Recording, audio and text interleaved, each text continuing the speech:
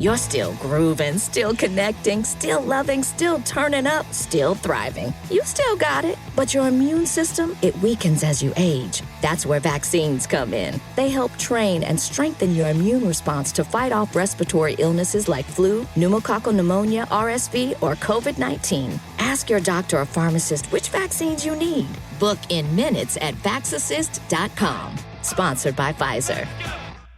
This is the place where sports debates collide. Dead in Sports. I'm your host, Kenneth Beans. Joining me on the show, we have Nick, Shelton, and Spike.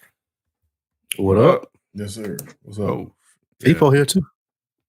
I said FIFO? I ain't say FIFO. You talked to him, you ain't say his name. You said Nick Shelton and Spike. Oh, my bad. And FIFO.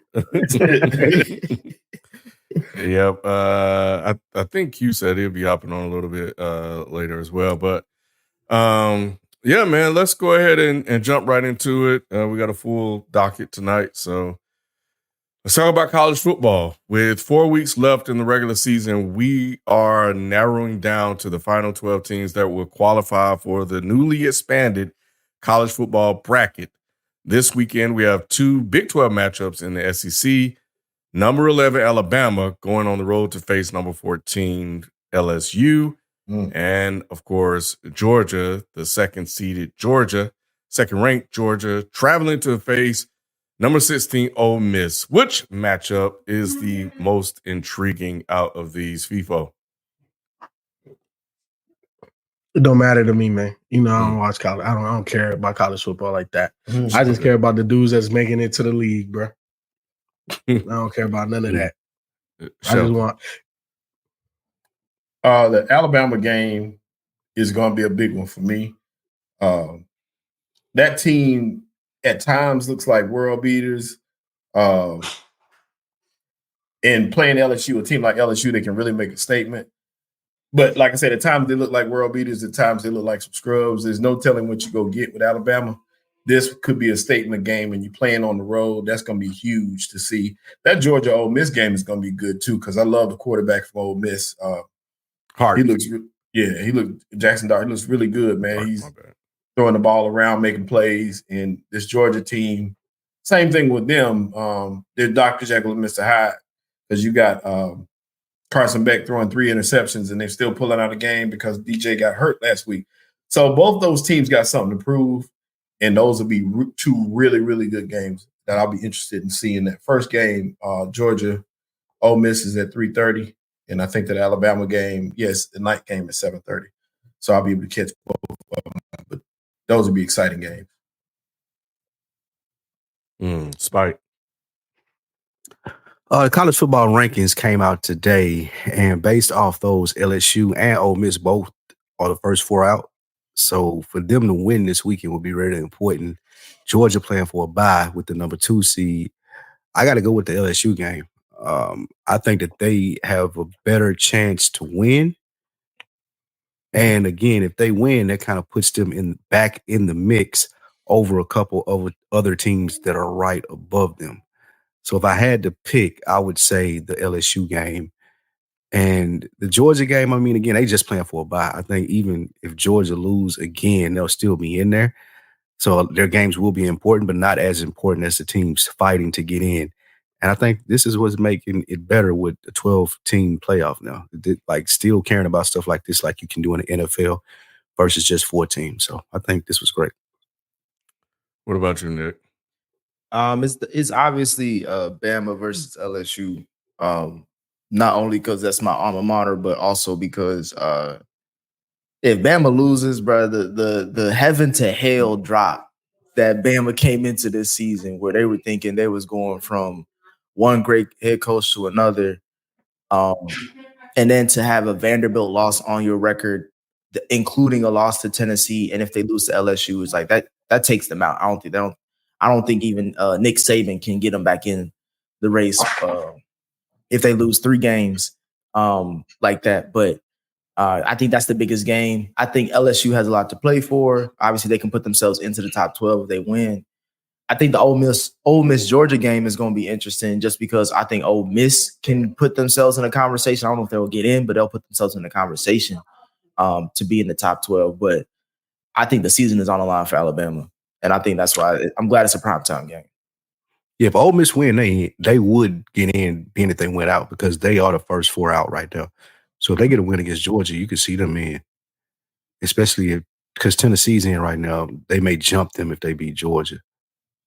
And Alabama's number 11. And But did y'all see the bracket? Did y'all see the bracket they just dropped? I didn't see it. I hadn't seen it. So right now, if it started, it would be Indiana versus Tennessee, Ohio State, Boise State, Texas, Alabama, Penn State, Notre Dame. I would love that Indiana-Tennessee game.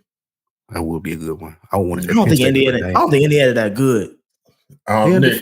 Nick, they good. So? Nick, they good, bro. Nick, they balling. Nick, I'm watching. I get it. I get why you say that because Indiana's always. You say that just because it's Indiana, but you ain't watching them. They good. They good. Have you watched? How many games of Indiana do you watch, Lou? I watched 2 Indiana. I don't watch 2 You a damn lie. I have. I promise you. That's the only reason why I bring them up. Yeah, that's why. Yep.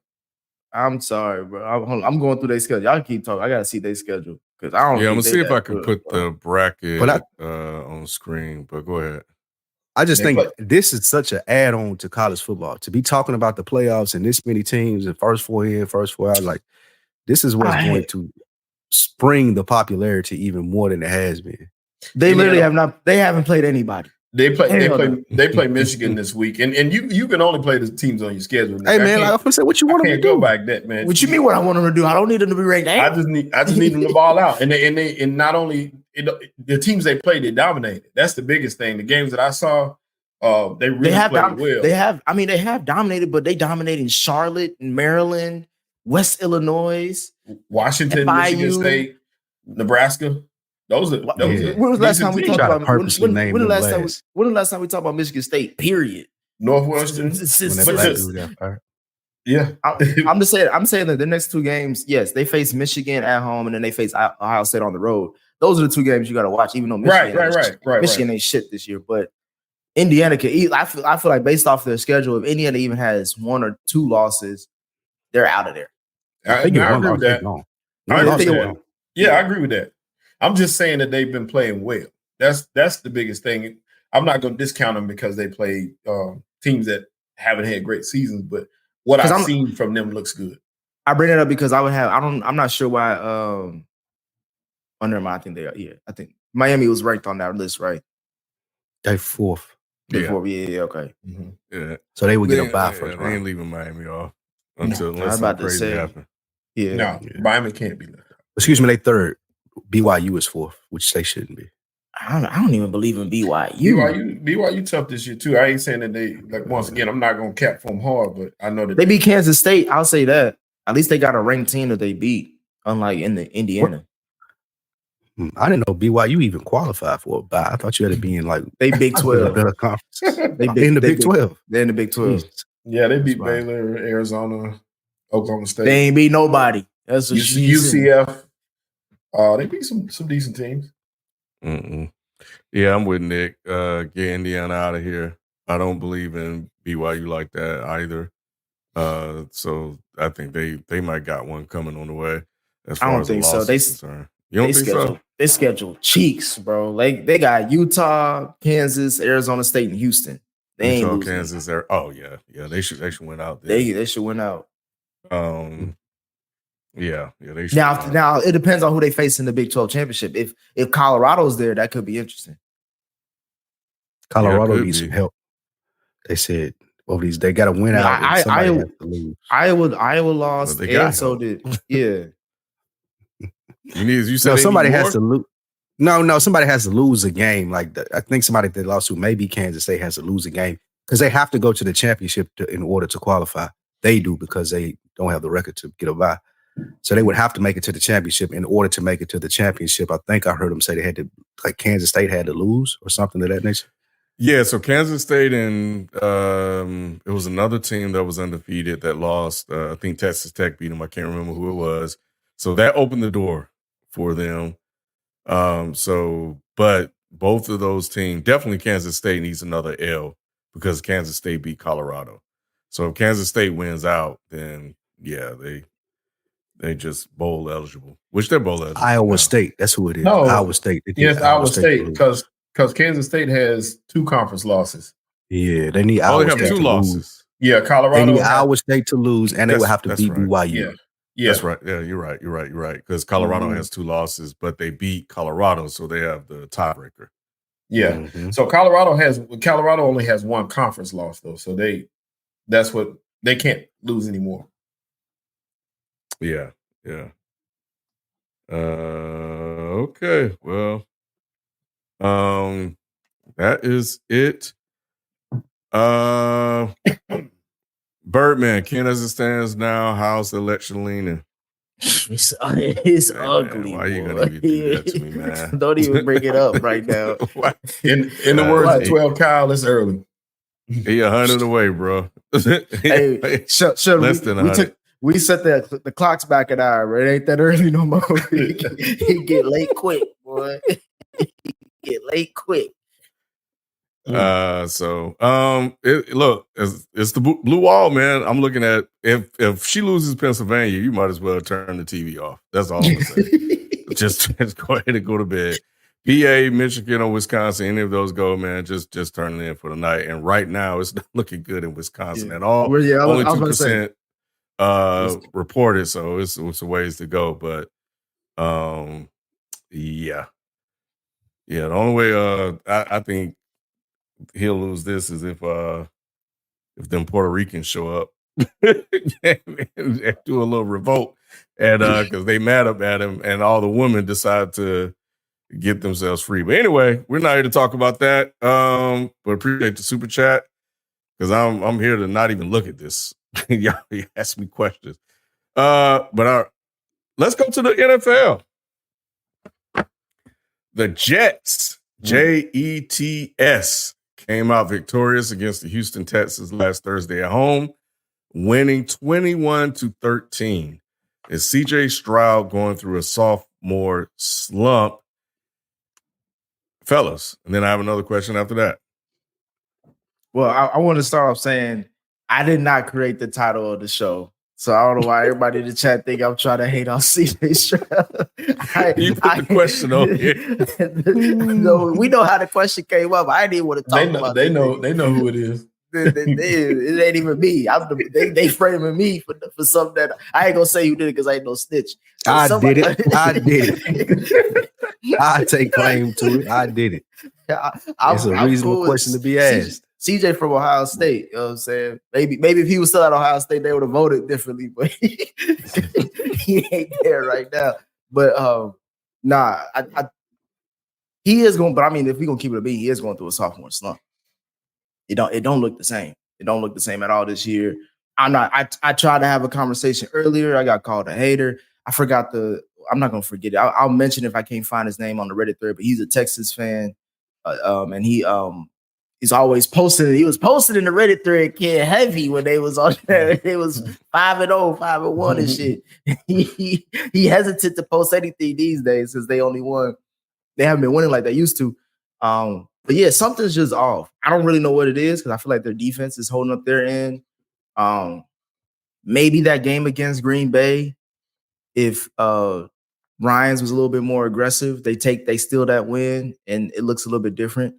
But losing to the Jets on the road, granted it was a Thursday night, that still was a bad loss because they should have won that game. Like there was no reason. There's absolutely no reason why they lost that. I'm going to say the jury's still out, and the reason why I'll give them another chance at this is because they're 6-3. They lost the game, like you said. They had a chance to win that Green Bay game. They probably should have won that Green Bay game, and they also should have beat the Jets. If you want to be honest about it, from the way it looks, they had every opportunity to win that game. But he's playing without his wide receiver 1 and wide receiver number 2, and he's still 6th in the league in passing. So what I'm seeing from him is a little bit of shaky start, but when you're playing without your top 2 guys, man, it's hard for anybody to win. So I'm not going heart too deep on him for what he's doing. He's kept them in these games, and once again, the record is still, pretty good for right now for what he has to work with. So I will say that. I don't think it's about the wins and losses. Obviously, he has enough wins to say he's still a top tier quarterback. It don't look the same. I agree with Nick in that regard. Is it a sophomore slump? Maybe the word slump is too harsh of a word. Maybe we need to figure out what a different word is, but it don't look the same. It looks like the defenses have caught up. Shelton, I do agree with your point. You know, when you don't have your two top targets, it makes it a little bit more difficult, but he's still in these games because that's how special he is. I think it's one of these things where he just he doesn't have enough experience to overcome what defenses are doing to him and to overcome losing wide receiver 1 and 2, right? Like he's only in his second year, but he's still special. When you watch him, like I can still put him comfortably above Jordan Love. I can still put him comfortably above other people in kind of his class of his era. So I'm not worried, but he is taking – it's not as clean as it was his rookie year. Let's just say that. Slump may be a strong word, like FIFO said, now that you guys are saying that, but it does look different. Agree with Nick, agree with FIFO. I ain't gonna give him any bail though for his targets being out. He excelled last year when his top guys were out. That's what made him good. He could spread the ball around.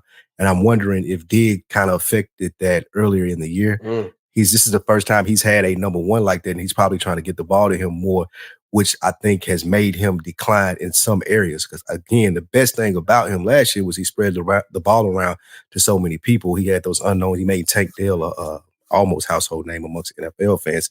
But I think he can break out of it. I still think he's good. I still think he's top tier of the quarterbacks in his league. I agree with FIFO there.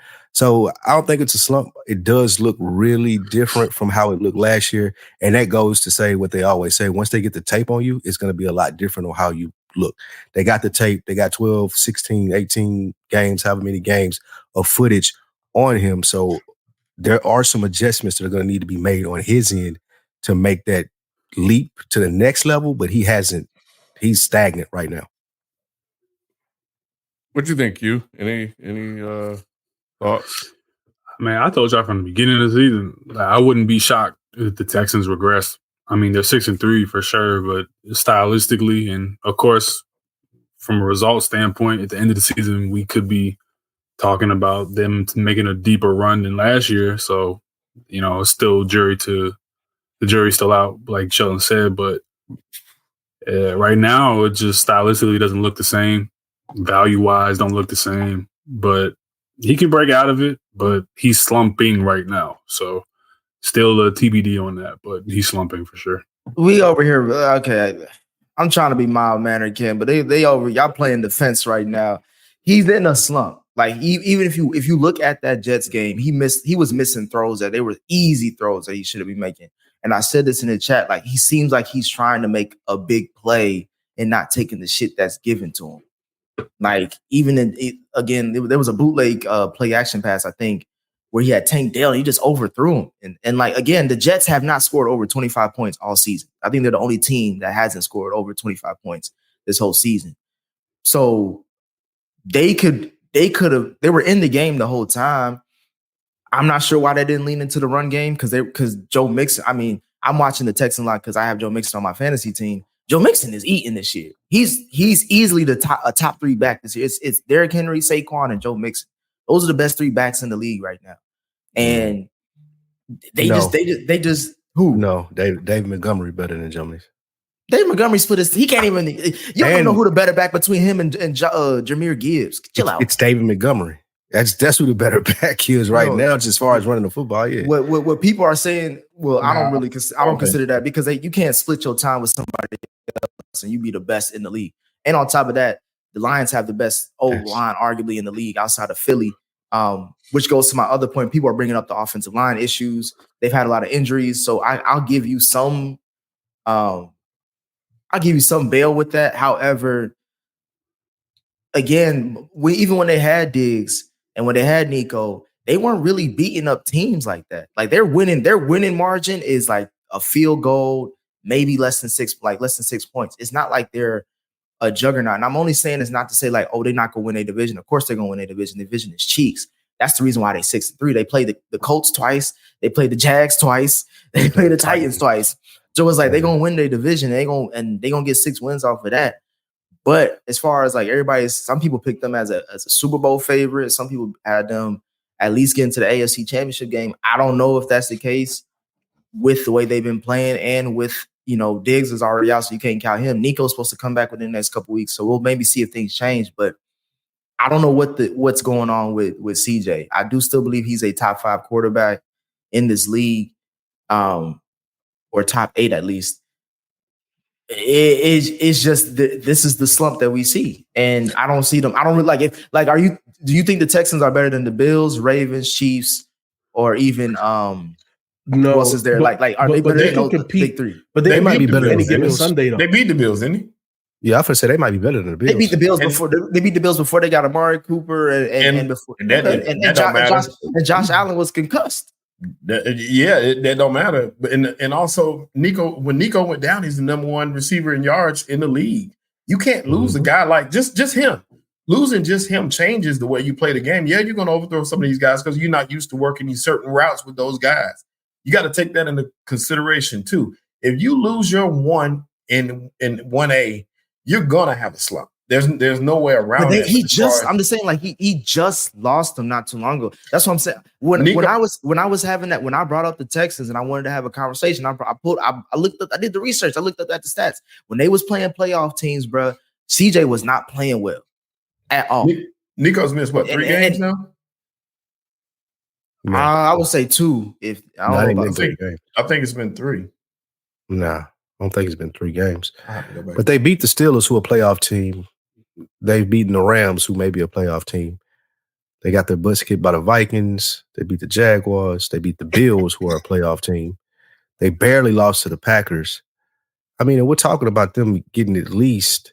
They don't play anybody. They play the Cowboys. They play the Titans. They play the Jaguars, the Dolphins. Then they got a game against the Chiefs, and then they close with the Chiefs and the Ravens. And they close with the Titans. So we're still talking about them winning at least 10 games. I'm not saying they're not going to be. They're a top 4 seed in the AFC, point blank period. That's where we all can agree on. They're going to get to the playoffs. Again, this is a season about progression with the Texans because he showed out last year in his rookie year. So now him making the playoffs ain't surprising. It's damn near a prerequisite. Like, we're expecting him to make the playoffs. So him making the playoffs ain't saying shit. And so moving forward, we're going to see who can he take off the board, one of the big dogs. If we can all agree that the Bills, Ravens, and Chiefs are better teams now than they were either when they faced them or when he's about to face them coming up, then they're going to be a second round exit. Not to say that there's nothing wrong with that. Game. It's a big game for them Sunday night. They play the Lions, so we'll see a lot Sunday. And could we agree? Could we agree as a whole panel, right, that the Texans are good enough to beat any team any given Sunday? Absolutely. So you can say it about any NFL team. They can't. No, we can't say that about any NFL team.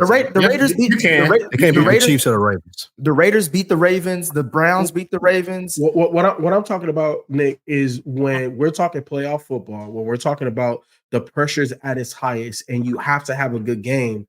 I put stock in CJ Stroud to have a good game. You know what I'm saying? So that's what I'm saying. Like, they're one of the teams at the bottom of the elite. And what I'm saying is, yeah, the Raiders could win a fucking random game or whatever like that, but we know they're not a playoff team. We know that the Texans, I'm not going to say they're Super Bowl contenders, but in the playoffs, they could damn near beat anybody that they're going to be matched up against. So they're still viable. And he's in his second year. Like I said, he doesn't have enough experience to draw on to overcome the things that he's going through right now. It's only his second year, and he had damn near a cakewalk. We could say damn near a cakewalk. I understand the quarterback position is the hardest position in all of sports and all of that, right? But the way he made it look last season, he made it look easy. This season, yeah, it's a little bit tougher. Defenses have adjusted. He's dealing with injuries on the offensive side of the ball. But when rubber meets the road, you can say that he can beat damn near any team. Who are you picking between the Texans and the Lions this upcoming Sunday? I'm picking the Lions, but I said the Lions are the best team in the league. Okay, but you again in the AFC. But you wouldn't be shocked if the Texans won. Here's the thing. Exactly. That's exactly what I was about to say, Spike. What? I wouldn't be surprised if they won They are right there. Yeah, they're a well coached team. I'll be shocked if they won with the way the roster is right. With the way the roster is right now and how he's playing against playoff teams, I wouldn't be shocked because he's that good. Look, Nick. We're talking about an upper echelon quarterback. Upper echelon quarterbacks get hot. Upper echelon quarterbacks, for whatever reason, sometimes they may have a matchup that they could exploit all game. I'm not saying that that's what's going to happen against the Lions, but what I'm saying is I wouldn't be surprised. I wouldn't be surprised if CJ throws for 400 yards against any team with the injuries. I'll be shocked if he balls out against the Lions. I'll be shocked. Now, best quarterback in the league struggled without his guys, bro. Mm-hmm. So, and FYI, Nick, Joe Mixon is 12th in the league in rushing, and for you, Lou, David Montgomery is right. David Montgomery, yeah, he did. David Montgomery is 22nd. I didn't know he was that low. Mixon missed a couple games, so that's why he's still catching up. Mixon, he still that still don't matter. No, it does. It does matter. No, I'm agreeing with you. I'm saying it don't matter his ranking is because he missed those games. So you put him at third too? No, I don't put him at third. I don't put him. Who you put at third? Hurts. He got Jordan Mason at third. What you mean? I thought he had Chuba Hubbard. Well, Nick, now that y'all got the football shit out the way, I'm gonna tell y'all what's really happening. CJ Stroud started feeling himself. That's what happened. You talking about the podcast interviews? He started feeling himself. He was talking all kind of shit in the off season. And he's not Michael Parsons, Ken. He's not Michael Parsons. Same. He just play quarterback and Parsons play linebacker. It's the same thing. The podcast doing them boys in, man. This podcast is doing them boys in. Yeah. I wouldn't be on no podcast.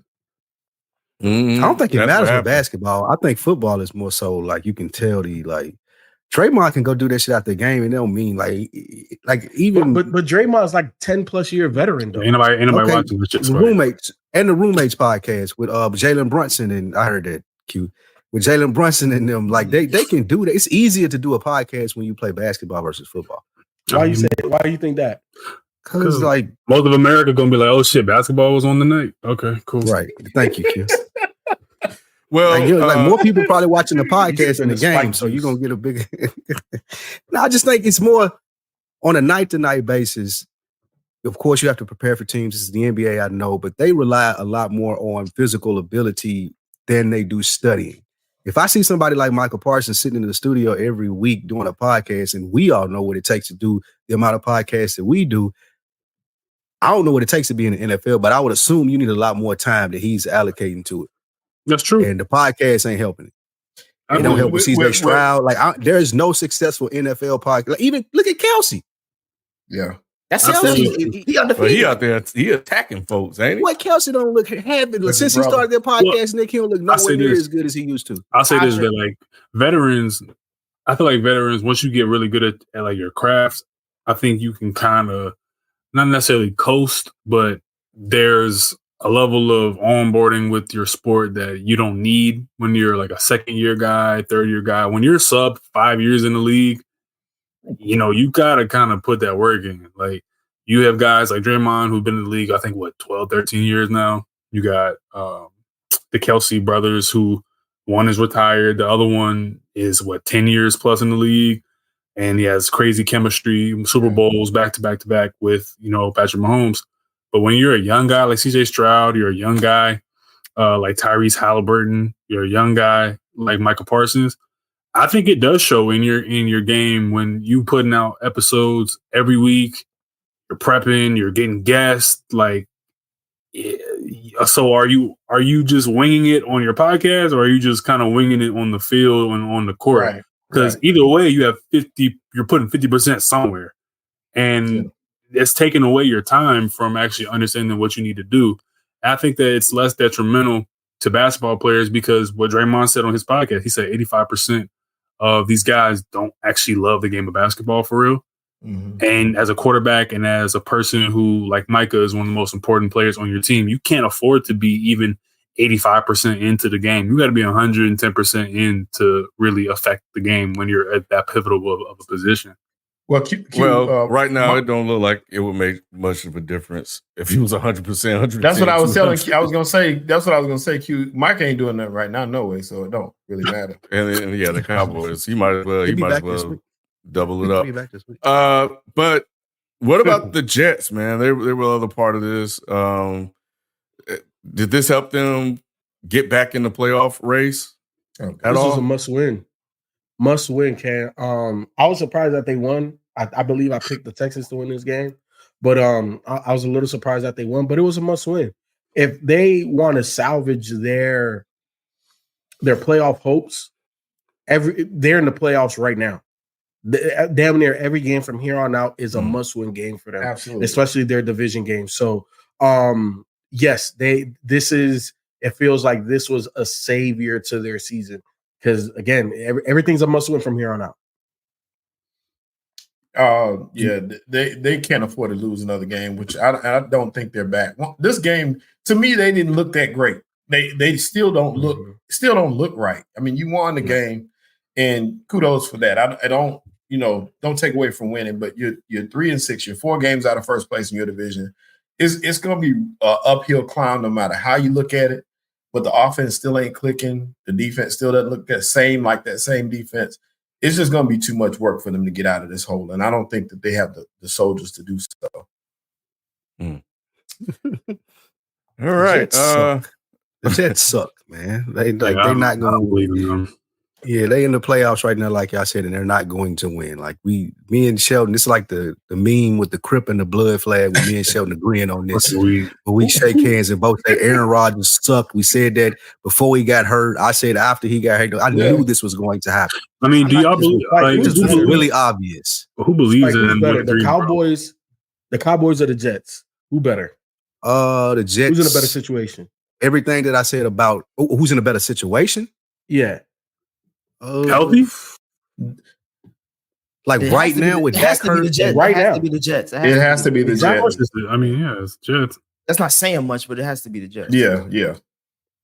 I mean, I could agree with that. Yeah. However, is Cooper Rush the backup? Yeah. Yes. Yeah. I won't be surprised if Cooper Rush win 3 games and Aaron Rodgers can't win 3 games in a row. Yeah. I promise you. I agree with you. We seen. Didn't Cooper beat the Bengals a couple years ago, Nick? Yeah, Cooper Rush put together some. How that season end, Shelton? No. I wasn't throwing a shot, Nick. I was just saying he was good enough to be good. How the season. It didn't end good. But he was good enough to be a good Bengals team. I know we weren't supposed to do this, Ken, and stay away from. But really quickly, Cooper Rush shouldn't even be playing. It should be Trey Lance. And being that they wasted a 4th round pick on him, there's nothing that they're going to be able to do with him. They can't re-sign him. They're going to have to let him go unless they can find a trade partner. And they should be trying to drive value up and just let him play. Man, there's no reason Cooper Rush should be in there. Trey gonna be starting for ICDC college next year, nigga. That shit over with, bro. Yeah, I don't even know why you brought up Trey Lance, bro. You might as well shit. Because he should be in the game. He should be. You might as well get Trey Songz. I was about to say Trey Songz more likely to start for y'all. He got elite arm talent, though, don't he, people?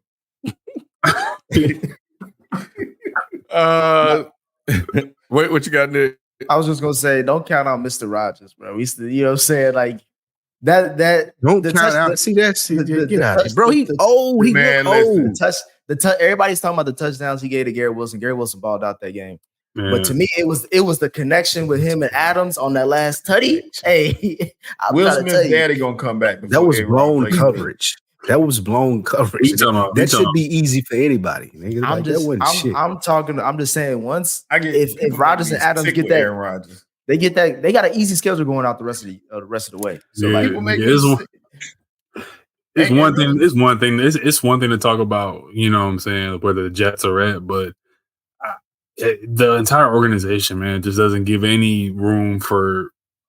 There's no room for error here, and if you're telling the Jets to not make any errors, that's just not. That's not. I don't see that. It's like damn near virtually zero. Right. You know what I'm saying? They play the Cardinals next, who look good. The Colts. Nick keep trying to sell us on Mr. Rogers' neighborhood, but he's not telling us that he not telling us that the fucking neighborhood is an O block. Man, that shit over. Right. It's over with. Come on, bro. Hey, O block gentrified. You sound like a lot of It's not gentrified O block. That's crazy. Now that y'all say that, yeah, you're right. FIFA and the Cowboys have a better future because they have Dak. At least Aaron Rodgers got one more year. The Jets don't know who's going to be their quarterback next year. At least the Cowboys have. I just a better situation for this season right now. Oh, this season, put more stock. Yeah, I would put more stock into the Jets going further than the Cowboys because just look at neither the one of them division, right? anywhere, buddy. Like those are two pintos. Nah, those are limits. Nah. Because you're 4 games out of first. Yeah, like the Cowboys, bro. Look, the Commanders are going to win that division. The Commanders are going to win that division. When they are, that's not true. That's not true. Go ahead. Okay. No, shit, who? They're gonna lose steam at the second half of the season. Yeah, you only say that because of Cliff Kingsbury. No, I'm saying that because every quarterback is going to hit that freshman wall. He ain't even used to playing this many games. Like he's balled out the first part of the season, and he's good, but it's inevitable that he's going to struggle the second half of the season. And they're gonna lose some games. You sound like a hater. You sound like a hater. You do. They got some tough games down the stretch. Yeah, they got some tough games down the stretch. This is an easy first half of the schedule. Yeah, they're going to lose some games the second half of the schedule. Yeah, they got some good bounces this first half to win a couple of these games, but it ain't gonna get no easier from here. You got Pittsburgh, you got Philly, then Dallas. Whatever. We don't. So we'll see. We ain't. I know we got to move on, Kim. We don't know how good Pittsburgh is. Let's keep it a bean. Man, stop. Here we fucking go, man. Russ. Hold on. Russ.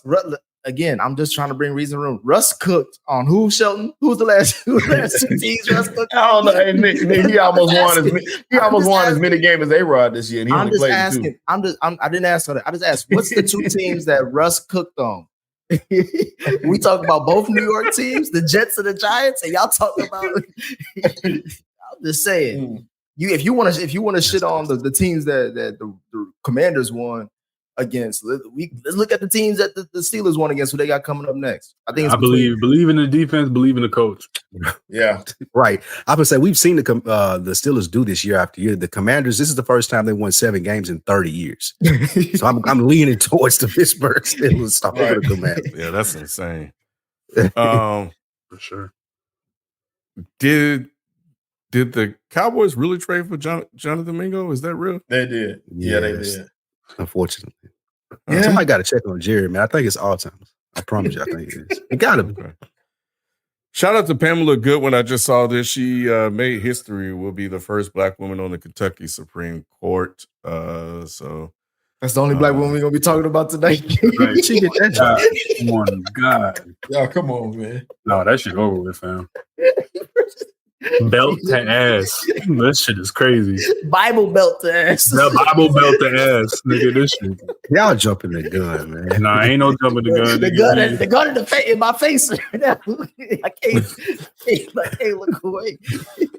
The gun in my face, boy. Good Lord. It's about with New York Times, everybody like, 80% chance he getting it. That's like, okay. Shit, nigga. Oh, okay. Houston has only won 1 game in the last 3 matchups. They play the Lions on Sunday Night Football. Let's jump into what's next. The Los Angeles Rams won a close game in overtime against the Seattle Seahawks in Seattle, 26-20. Is Stafford the most underrated QB in the NFL? And then I got a question about Seattle next. He's been underrated his whole career, man. I think Matthew Stafford's been underrated his whole career. I said last week that the reason why he's been underrated for the first couple years of his career because he had Megatron. And a lot of people think, well, you got this big, like Greek god of a wide receiver. Of course, anybody can, throw for 300 yards a game. But once Megatron started to get older, go to the Rams, I think people are really understanding like the technical proficiency of Matthew Stafford, the toughness of Matthew Stafford. The last couple years in Detroit, people really saw it on the national stage more. Yeah, man, it's just a testament to how good he is when a lot of young QBs cite him as being their inspiration. People don't really talk much about Brady. They don't really talk much about Rodgers in terms of film study. It's always guys like Stafford that they talk about. Like, yo, he's the prototype. And I think that you see that his last couple years in LA, regardless of the records, you can't really say that when he's healthy, he's in talent-wise, he's always going to be in that top 3 to top 5 discussion. Talent-wise, just straight talent. Yeah, we're talking about talent. He's good, but when we look at what he's done this year, and I hear that a lot this year, how great he is, and I'm like, I hadn't seen it. I watched a couple of these games. They're 4-4. He has 1,900 yards, 9 touchdowns, 6 interceptions. There's nothing to write home about. I mean, he's decent, and I understand the fact that same thing that every other quarterback is going through. He's been without his top guys for the full season, but it's still not like he's done nothing for me just to jump over the moon about. You're talking about just this season or from a career standpoint? Yeah, that's what I was going to ask. What are you talking about this year? I'm asking you based your answer. I'm just talking about this year.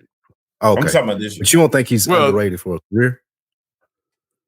I mean, no, I don't. I mean, I think he's got a lot of props. He's always got props. Okay.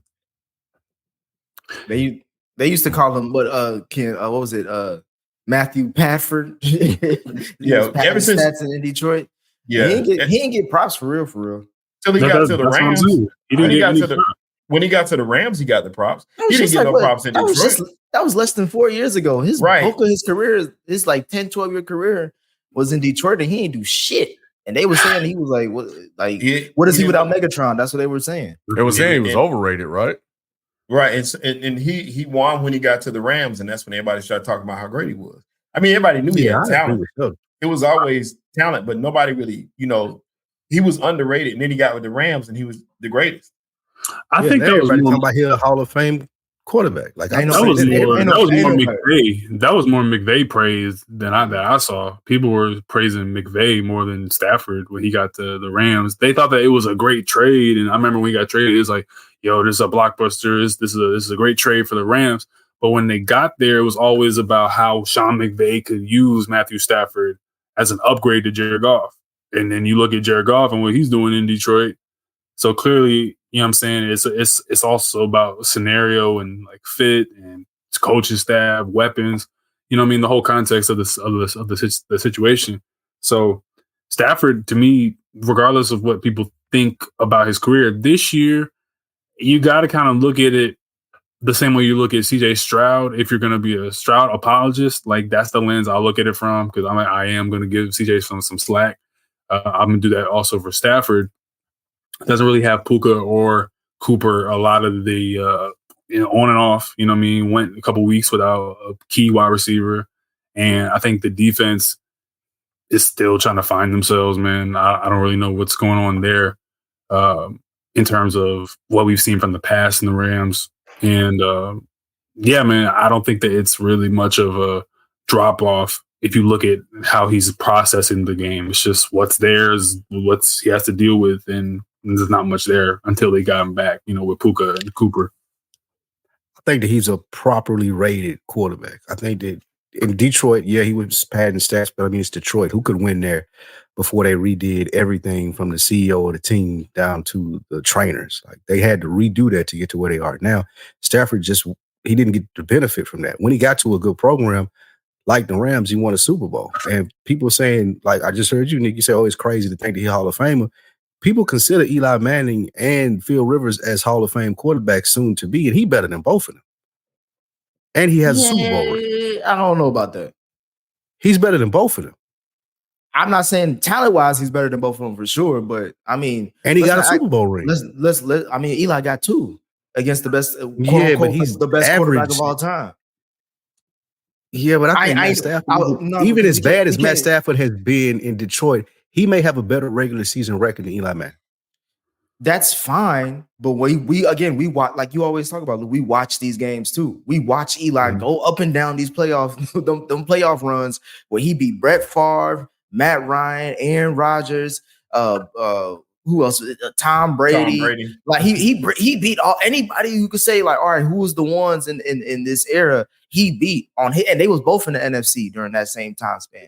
So That's fair. That's a fair point. But I would say if we consider either one of those two for the Hall of Fame, then it's not crazy to consider Matt Stafford for the Hall of Fame. Therefore, I don't think he's underrated. Yeah, no, and that was the Giants' defense. And don't do that, Q. Let's not do that because they was great hand. O.C. Umenyiora, you had some of the greatest fucking defense ever, and Eli. They were a wild card team. They were wild card team. Exactly. It's a defense. It wasn't because of Eli, because he made a couple cool throws that was crazy. What you mean a couple cool throws? A couple cool throws that it's a 0.1% chance caught on the helmet, Manningham down the sideline. He closed his eyes and threw it, and it's everybody. No. Everybody looks at that play wrong, bro. He literally threw it up. Dude caught it. Dude put his hand back to it. Put the hand back to the helmet. He caught it like this. That was a catch. The same way Odell caught it. See how every wide receiver has to make the. So then what about the Manningham? So what about the Manningham play when he had to get closed his eyes and do it? He closed his eyes and do it. It was in the bucket. He said somebody down there and just do it. That's what happened. Y'all that's all that happened. I disrespect the man. And the O.C. Umenyiora, all them boys, JPP, they was beating Justin up Tuck. I know everybody. They was putting belt ass on every fucking quarterback. It wasn't Eli beating the shit out of Brady. Okay. It was that defense. And Eli made a couple advantageous throws. It's cool though. Enjoy the rings. Enjoy the rings. He's going to definitely enjoy the rings. You're only talking about the Super Bowl. There was a wild card game. There was a divisional game. There was a defense balled out. Okay. So now those weren't like I'm not describing the defense as saying like he led, like it was only on the back of Eli Manning. I'm saying that he had to do his part to get them that far too. The defense couldn't just win games. He game managed, definitely. Fuck out of here. Anyone who saw those Super Bowls is not looking at that shit like, man, Eli's dealing right now. Eli managed that shit. Eli was not. Yes, you see, this is that dying shit. No, bro. No, it wasn't because you didn't watch that Packers game against Aaron Rodgers. I did. Okay, so he wasn't dealing in that game. But that defense was dealing. Hakeem Nicks, like, come on, he had a. Did Aaron Rodgers have like 2 picks in that game? Who is that? Is that on Eli's fault? That's on the defense making. But come on, bro. I'm saying like I'm talking about his side of the ball. I ain't talking about the. We both agree the defense. His side of the ball. The defense set the table and he ate. Congratulations. You know what I mean? The same way that the Steelers are setting the table for Russell Wilson. Like let's leave it where it's at. Matthew Stafford had to bring the Tupperware. He had to bring the fucking silverware. He had to bring the him and Megatron. That's it, bro. Ain't no defense. Ain't no coach. Ain't none of that. Shit, the same way Chiefs doing for Patrick Mahomes this year. Stop it! What? Have you been watching them games? Yeah, Patrick Mahomes is the best football player to ever play football. Ever play football. Every fucking Chiefs game is rigged. First of all, so I ain't even respecting that shit, bro. Second of all, he's great. But Vegas is involved in every fucking game for the Chiefs, bro. This is all just one big Taylor Swift commercial. I don't give a fuck what no Chiefs fan is talking about. I'm not hearing none of that shit. Ever since that bum ass Super Bowl with that weak ass call, who the fuck gives a pass interference to Juju Smith-Schuster, all wide receivers, acting like he Randy Moss? That's what made him You sound like an Eagle. That's what you sound like. Juju Smith-Schuster gets a PI call, but yeah, you like no. Let's talk. I'll remove that. Let's remove that. Let's talk about how good Patrick Mahomes. I'm talking about them reps. Even if you said, talk about that left tackle moving every fucking snap, and they don't say about it. Did you see the Q? It wasn't even close. Every snap, bro, and they don't say nothing. Even if all of that shit is correct that y'all are saying, Patrick Mahomes still make plays when he have to every time. Nobody else does. In the black and white t-shirt making plays too, bro. Like that shit. Like I don't care if the left tackle move. I don't care if the running back. Y'all niggas sound like y'all root for the Eagles. A jersey exchange with the ref is wild. Come on, bro. Make him earn that shit. I'm tired of that shit, bro. And then you go insult me with that bullshit and then go to a commercial. Jamie Foxx talking about bet MGM. Nigga, get the fuck out of here, bro. You sound like you lost your parlay. That's what it sounds like. I'm tired of that shit, bro. I'm surprised because we all saw him tugging his jersey on Juju. It's not like he was we saw it for 2 seconds. I ain't saying that shit. the fact that he no, because the precedent was set when the fucking Ravens held that nigga in the end zone in the Super Bowl where Joe Flacco and Kaepernick. But now you gonna grab Juju Smith-Schuster? He ain't Michael Crabtree. What the fuck are we talking about? And that was on the last play of the game. Kaepernick threw the ball up. It was clear PI. He's holding him, dragging him out the end zone. So Bradbury get a one little tug on Juju Smith-Schuster of all wide receivers. He catching a fade. Stop playing with me, bro. Like, I'm not dealing with none of that shit, bro. Every fucking Chiefs game come down to some bullshit where the refs gotta either look the other way or they get involved. I'm not fucking So with this is shit, taken bro. away. This is taken away from Mahomes' greatness for you. No, it doesn't take away from his individual greatness. It makes me just look at the Chiefs like, okay, well, this is just already predetermined. They just getting them to the fucking playoffs every fucking year, bro. I'm tired of this shit, bro. I'm calling it. I'm blowing the whistle. Tracy said, "You keep cooking." Jalen really won the Super Bowl. Like, this shit ridiculous, in the multiverse. bro. Hey, if he hadn't fumbled, maybe they would have won. Yeah, they probably would have won it. Maybe they would have won if he hadn't fumbled. Refs Speaking of didn't have nothing to do with that. quarterbacks, let's talk about Geno. Seattle is 1-5 over the last 6 weeks. Damn. And they go on the road to face the 49ers this week. Is this Geno's last year as a starter in Seattle? Is it over? If they continue this trend, I would think so. This game right here is a huge game. You got the 49ers who should be getting Christian McCaffrey back this week. So you see He ain't coming back. I don't think he coming back, bro. They saying he's trending that way. Yeah, they saying you don't have arthritis in your knees and be able to play a football. Right. I feel you, Nick, but they saying he's gonna be ready. But the point of it is Geno's gonna have to show up, and he's gonna have to get the ball to his wideouts, and he's gonna have to make some plays. It's gonna have to be a Geno game in order to take down the 49ers. And that defense is gonna be gunning for him. So he's gonna have every opportunity to make some big plays because they are gonna come after him early and often. So he's gonna have to step up in that pocket, and he put the loss this week on himself. He said this was my fault. He took the brunt of the blame this past week. Which, okay, if you're gonna take the blame, you got to come out the next game and ball. So we need Geno to finally step up. 1-5. There was no way he couldn't avoid taking the blame for this game, bro. This game shouldn't have even been that close for real. This is, bro. We didn't have a conversation on Geno, bro. It might be a wrap. Seattle, hey kid. Oh, now y'all want to have a conversation. I'll give it all up to Seattle as a franchise for sticking behind this black man. He was rehabilitated and he got a second chance, like we always hope we would get. He did. Unfortunately, he shit the bed that he shit a bed with 1,000 count sheets because. That game against the Rams shouldn't have been that close, bro. He was literally giving them opportunities in the red zone. That's 2 picks in the red zone, bro. Come on, that's bro. And it was ugly. Like it was. And one was a pick 6, wasn't it? Not like, and the Rams won by 6. Yeah, they won by 6. So it's like, yeah, there was no way he had to take the blame. There's no nice way of talking about Geno in this game. Spike, we got to hear what Spike got to say. Hey man, they got a terrible offensive line. I'll say here we go. We already got two teams that got terrible. Like so, the Texans and the Saints. We got one more coming up that somebody gonna make a case for too. I bet you. What I will say is that there is a case for what you're saying is for it being over for them. Like they could possibly lose their next 6 games. They play the 49ers, the Cardinals twice, the Jets, like we said, must-win games, Packers, and the Vikings. So it's very possible that they lose their next 6 games. If that happens, I would agree with you, Nick. Like they may run him out of Seattle, but if he can, even if he can fight and they're like 3rd in the division, I still don't see them. Like they would probably make a decision at quarterback. It's probably about that time, but they need to fix that offensive line before they do anything. Like Geno probably the only one that signed up to play behind that because he couldn't get a job anywhere else. So Geno like, yeah, I'll do it. I'll take less money, but they're not gonna get another quarterback to play behind that line. So it's gonna be these next 7 weeks are going to tell the tale if Geno is good or not, and if he's going to stay in Seattle. I'm glad he got a second chance. I'm glad he got a chance to redeem himself. I'm glad everybody gave that man his flowers for the season he had. He definitely overperformed.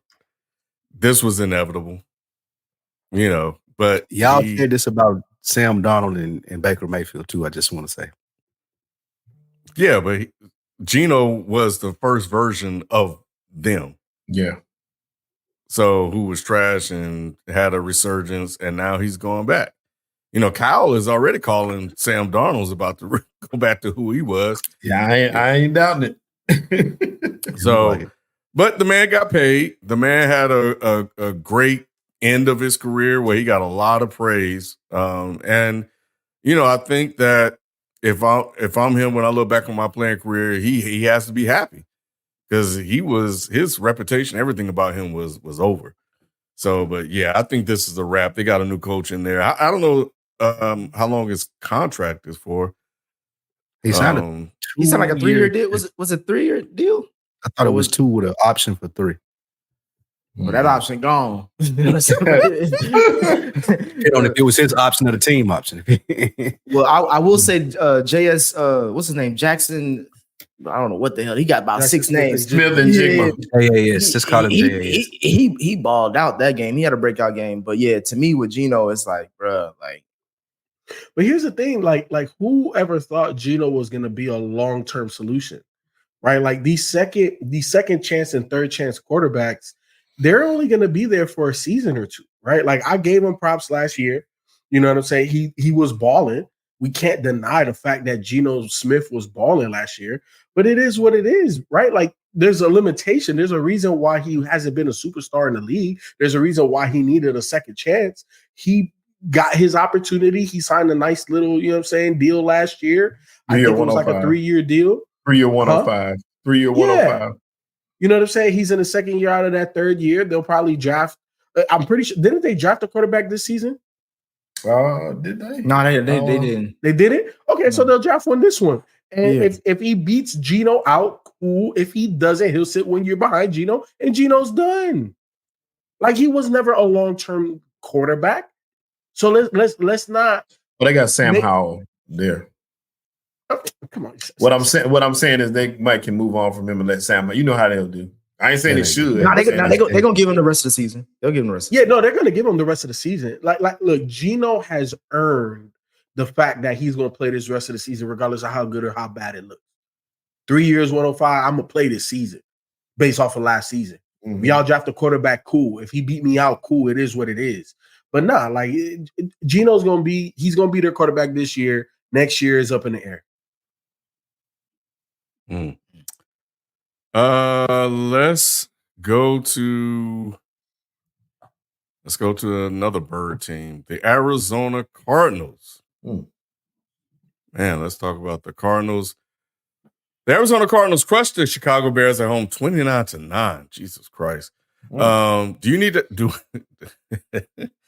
need to have a conversation about Caleb Williams, or is this all on the head coach? The Bears face the Patriots this week, but after that, to end their season, they played the Packers twice, the Lions twice, the Vikings twice, and then the 49ers and Seahawks. That sounds painful. I don't even blame this on Caleb or the head coach. I blame this on the Bears. The Bears should have fired Matt Eberflus before this season. There's no reason that he should be the Bears head coach right now. And for him to be the Bears head coach, they're going to put Caleb Williams to the same thing that they put, what's the running back name that went to Pittsburgh? Justin Fields. The same thing they put Mitchell Trubisky through. They're going to have a coach, and the second year they're in, they fire that coach, and now you got a whole new staff, and this person has to learn a whole new system. They should have did Caleb Williams a favor and got a new coach at the beginning of the season. It's the Bears' fault that they suck all the time because they don't put their players in the proper position to be successful. Eberflus is terrible. He is an awful head coach, but we knew that last year. We all sit up here and thought that he was going to get fired going into the next season, but for some reason the Bears kept him. He grew a beard, and they thought he was Mr. Oh, I can coach now. That didn't happen. He sucks, but I still think Caleb Williams is good. I don't know if that's ever going to be able to display itself because he's in Chicago, and who knows who they're going to hire as the coach next. They'll fuck around and hire somebody that's a defensive head coach and just continue to Spike, do bad things for him. I don't think that they can make the same mistake twice. Now, here's the thing. They've already made it. This is the third time they're about to make it. This is the third time they're about to make it. Here's the thing. Obviously, I will put them in the bad organization category.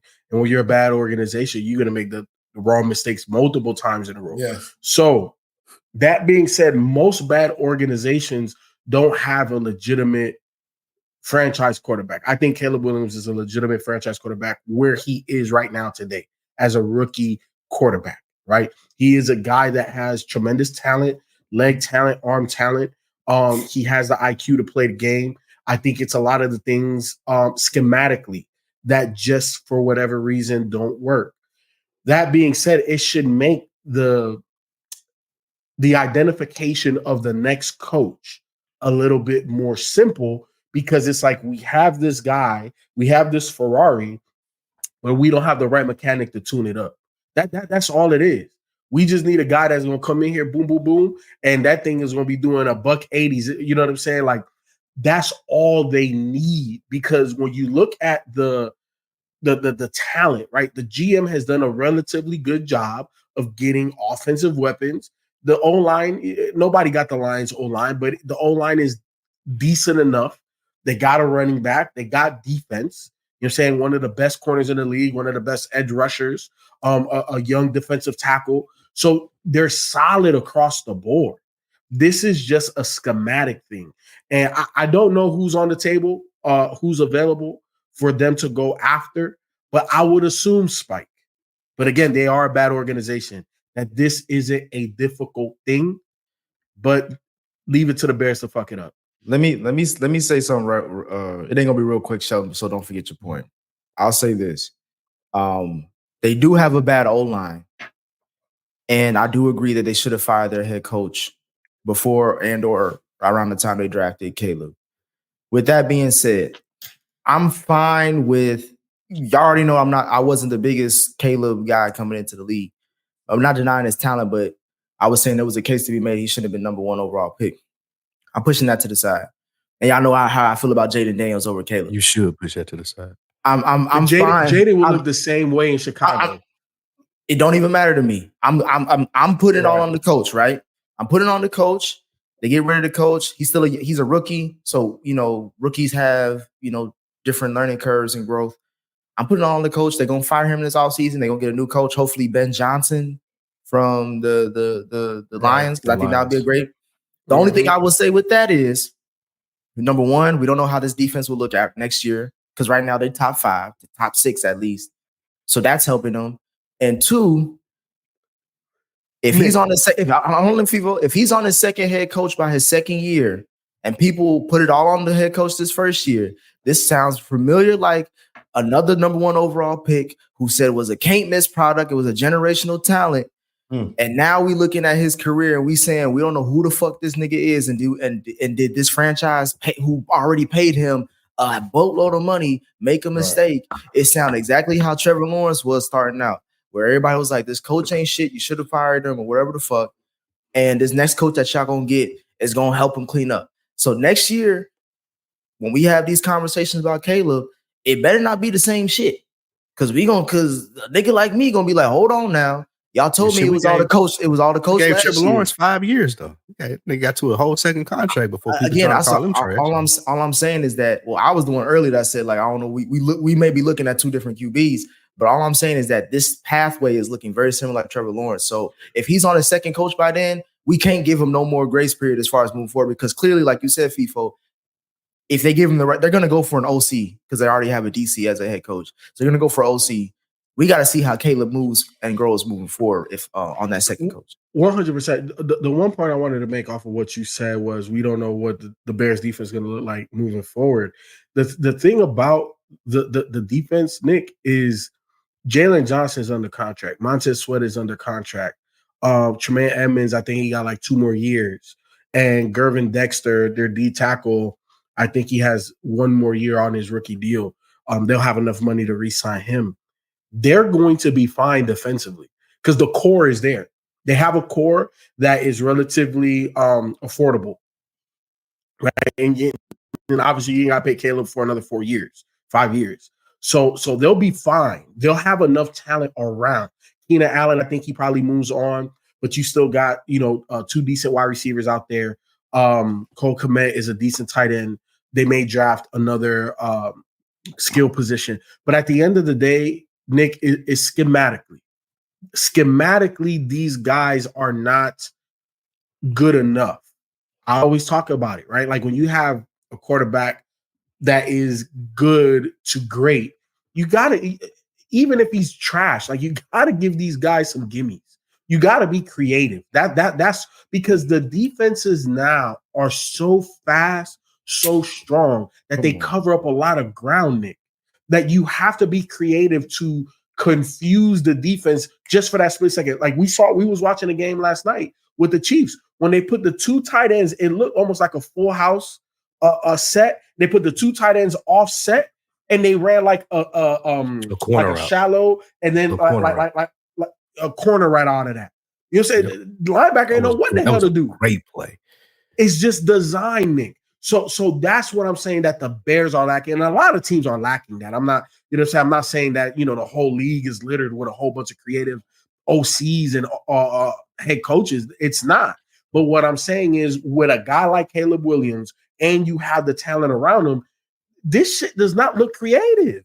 I watched that Arizona game. Don't do that to Caleb as far as him not being ready to be. I hate when people talk about the defense so fast. So much. Okay, it's the NFL. Yes, it's a professional league, but Bo Nix ain't worried about that. And who else? Nah, but that's different from what he's saying, though, Nick. No. This is what I'm saying, is that this is what it is. Again, I'm not saying this is all on Caleb and we should judge him like how we judge other quarterbacks. He's a rookie. However, we are seeing other rookies excel. And the game that I watched in Arizona, bro, he was missing check down, easy touchdowns. Like, he had DJ Moore coming on across, and he over here throwing a fade to somebody else who's already covered. When DJ, all he had to do was catch and put it in the end zone. He's missing easy checkdowns and he's taking sacks instead. It's like, I ain't asking him to come up with a great scheme. It's like, bro, take the easy win. Like, again, and I'm willing to say, if that's all on coaching and he's not getting coached right, then of course, that's why I'm putting all on the coach. It's fine. It's not on Caleb, he's a rookie. I'll put it on the coach because they should have fired the coach last year. I agree with everybody's point. I'm just saying, moving forward, when they hire that new coach, I ain't giving him that much slack. I'm sorry. He's supposed to be the generation. He was supposed to be the nigga that everybody was saying was supposed to be this and that and the third. Like, okay.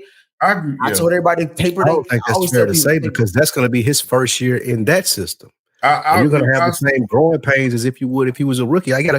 He's going to have to learn a whole new system next year.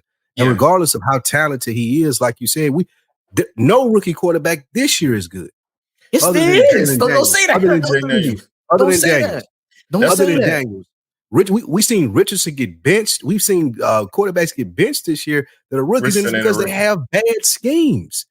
Like Daniels just so happens to work for one of the best OCs in the business under Kingsbury. That was a great move by the Commanders to bring him in.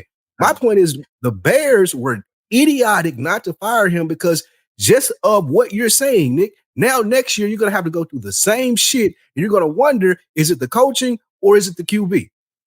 Like, there's no way around it because they have to hire. I'm saying that the conversation now is on the coach. We don't disagree with the fact of it's on the coach. I'm agreeing with y'all. I'm saying moving forward next year, y'all can be still giving him that little cushion that y'all want to prop give him a cushion. I'm putting his ass on the curb, and I'm saying we got to judge this nigga like everybody else, because there's somebody who got picked right behind him that's balling right now. One of the best OCs in the game. And we didn't know that. First of all, no one. But we know now. We know now. I was gonna say, that's the point. It's really about and like they talked about, Nick. He got into a situation where he had a brand new coach, and I'm not gonna say they got to hire an offensive head coach because it really don't matter. CJ didn't have an offensive head coach last year, and Jaden Daniels doesn't now. You don't necessarily have to have a head coach. It's the coaching system and the culture that's created around you is what makes you special. We know that the Bears don't have that. They don't have culture right now. They don't have the core system in place that they have in Washington. You switch those two quarterbacks, you may get different results in both places. So we really just don't know that. But like you say, I'm with you though, Nick. I am going to look for him to improve next year. I'm going to look for him to learn from his mistakes and go back and do film study and go to work with them veterans he got on that team, because he does have vets on his team. He got leaders. So we need to see some improvement. All I'm saying is that I was going through the preseason predictions, and some of us had Chicago as a playoff team, and we all knew Matt Eberflus was a shitty coach going into this season. You're right. And so I'm assuming y'all picked him because y'all thought Caleb was that nigga. Caleb was that good. That's fair. To Marty McFly's point, he said the Commanders' whole organization changed in the last 2 years. They got rid of their owner. That's the reason. Like, the owner got shuffled out, and then they started to become better. And they changed everything. Like that's what that was what the Bears need to do. And the whole coach. Okay, so for Caleb to be good, the Bears got to sell the team. No, I'm saying he's going to have a better chance. Like, bro, we've seen this shit for 35 years from the Bears. They've never had a good quarterback. That ain't bad luck, bro. That ain't bad luck. That's bad organizational skills. You could have said the same thing about the Bengals, but with our first overall pick, boy, look, the same owner still there, Ken. I'll tell you that right. And he cheap as hell still too. What you mean we got lucky? Y'all got lucky as hell. Burrow wasn't talked about the way Caleb was talking about going into the league. I'll tell you that. Yeah, he was. No, they wasn't. They were scouting out Caleb ever since he was at Oklahoma when he went to USC. Yeah, he had my praise. We didn't even know Burrow was at Ohio State until Burrow. You talking about his sophomore year in college? Burrow last year, he was a can't miss pick. That was 1 year. That was the only time they talked about Burrow. Okay, that's fine. What about the Cardinals, man? 4-4. I mean, is this a mirage? Are they a sneaky good team? What's the deal with the Cardinals? What you guys think? Hey, Mighty Mouse back. The Cardinals are 5-4, right? Yeah, they're 5-4. They're 5-4. Okay. They number one in the NFC they're West. number one right now. Yeah, Crazy. I like the Cardinals. As long as Kyler Murray don't get hurt, I like them. And I don't know about McCaffrey's status, of course, and the 49ers could be hot, but I still like them to at least make the playoffs in that NFC West division. I think Kyler Murray is one of the most dynamic quarterbacks in the league. You can't never really count him out. They've been in every game right now. this year. Kyler Murray. I'm sorry, Lou. This is coming off a week. This is coming off a week where he only gave me 4 fantasy points, but I still think he that nigga. Like Kyler Murray is good, bro. If he can stay healthy, How you say he gassing him? He not gassing him. He make plays when they need to. That 49er game, he brought them from the depths elite, bro, to win that game. Same thing with the Dolphins game. He brought them out of the fire to win these games. So you got to give him his props. Man. You got to give him his props. He's doing what he needs to do to get victories right now. And you got to look at James Conner as well. James Conner is totally the one thing I'll say is that James Conner is an underrated running back. He top 8 in the league, and he probably been that way for the last 3 years. Yes. The reason why I'm saying you gassing and lose because that last game was about the run game. The Bears just couldn't stop the run, so that's why they just kept it. 3 weeks before that, and mainly all season, Murray been balling, bro. I'm not saying Murray's not having a great season. He arguably is probably comeback player of the year. But that was I'm just saying, like, let's see what the Cardinals do move for. They got a I think they face the Jets next. Yeah, they play the Jets, Seahawks, and Vikings. Yeah, to me, I'll see if they legit if they win all 3 because they should win all 3 of those games. Because you would say they should beat the Jets, the Seahawks, and the Vikings. Because you're saying that Kyler Murray is one of the most dynamic. You say he's the most dynamic. Yeah, Vikings will be a tough one. I think they can beat the Jets and the Seahawks though. And they're playing on the road against the Vikings. That's a tough game. I don't know. If Kyler Murray is as dynamic as Lou say, he should be Mighty Mouse on that motherfucker. He tough. He tough now. He's doing that right now. He tough. He's won some games he shouldn't have. That San Francisco game. And then Miami. No way I thought they had. Yeah, neither one of those games. Miami, I think they was down by 10. Chance. They was down by 10 in Miami. Even though Miami cheeks, but we gonna talk. I think they were down by what? 10 to San Francisco too in the fourth quarter. I'm just saying I ain't going that far as saying he up there now. We gotta see how this season go. Yeah, I mean, 5, so that'll get them to what 7? If they probably win 6-7, if they beat the Jets and the Seahawks, that'd be 8-4. That's a legit team. 8-4. Yeah. If they can hold it, remember they fell apart. They've done this before and fell apart late.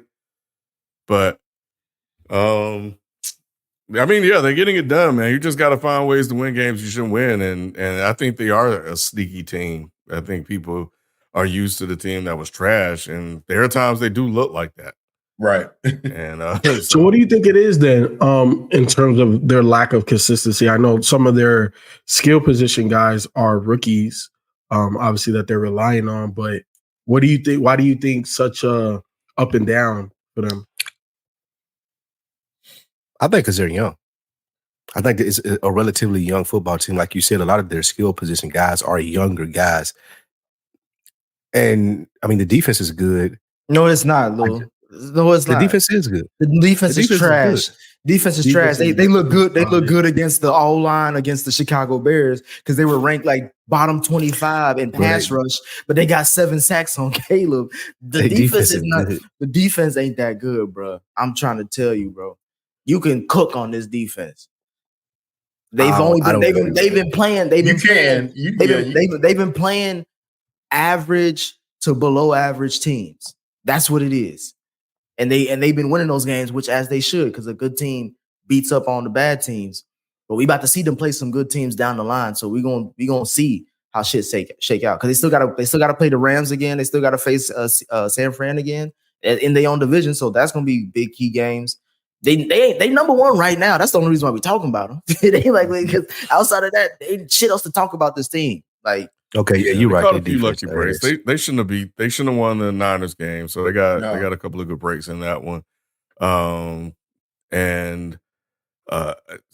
think this Jets, they played the Jets Nets. Yes. The Cardinals. Yeah. That might be a pretty good game because both of these teams are probably about the same. Yeah. So they're in Arizona in that game. So, oh man, yeah. So we'll see how that go. Well, let's keep our focus on losing teams. The Panthers. Hey kid, it's not. Hey Lewis, it's right wing Lou, bro. I don't know who you voted for, but what do I got to do with this? I'm just saying, bro. You may want to lead into it. Get you a red hat next week's episode. Nah, I don't know what you mean. The Panthers won a close game at home against the New Orleans Saints 23-22, which led to Dennis Allen being fired. Which one of these franchises is in the worst situation moving forward, Carolina or New Orleans? Shit, still Carolina. Yeah, because here's the thing about New Orleans: they got a lot of high priced guys, but a lot of those guys, their time is about to be up, and their contract is about to be up. So I feel like they have the future is uncertain. But they're going to have the money to do things here in a quick second. Where Carolina, it just feels like they're just a clusterfuck, in all honesty. They have some veteran guys with some years on their contract. A lot of their players aren't dynamic. Obviously, Bryce Young is still a big-ass question mark. So it just feels like there's no direction. And both of these teams don't necessarily have a direction. But one of them is going to have a lot of money coming up soon. And good draft picks. So you could turn it around relatively quick. Where with Carolina, I don't believe that's a thing there.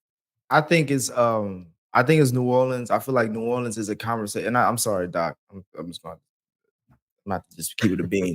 I think it's New Orleans because we have not talked about New Orleans for damn near a decade. And it's been quietly, as far as like no one's talking about them, no one's really paying attention to them. They haven't. Even in the draft, I don't even know where those draft picks really end up outside of Chris Olave. Maybe, again, some Jayla could inform me on some of that. But obviously, we're going to have to talk about that quarterback situation, which has been shitball since Drew Brees got his chest caved in because he was, trying to quote his granddaddy. So my thing is, moving forward, Sean Payton should be charged for this because he ran up that credit card bill and left them with it. Like they've been in salary cap hell for a minute. They just been rolling it over, and now they've been shitty for so long that people kind of just forgot about them. I don't like. At least with Carolina, they're just like, all right, they can just do a rebuild again. But with the Saints, it's like I don't even know where to start with them. Because they just fired their head coach. Who wants to coach in New Orleans?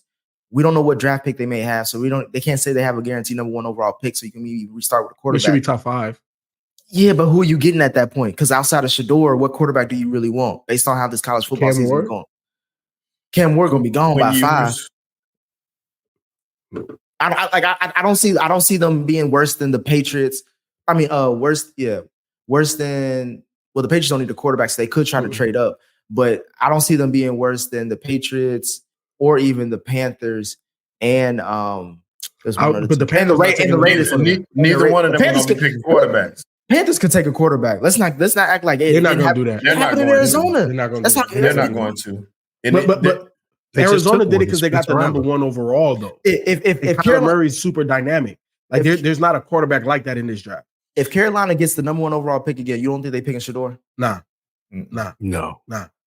They would trade that because he's not going to have success there. He's going to struggle just like Bryce. Yeah, Dion would tell them no anyway. They like Dion probably would cause them so much trouble, like Archie did when Eli was coming out. Like they wouldn't even draft him.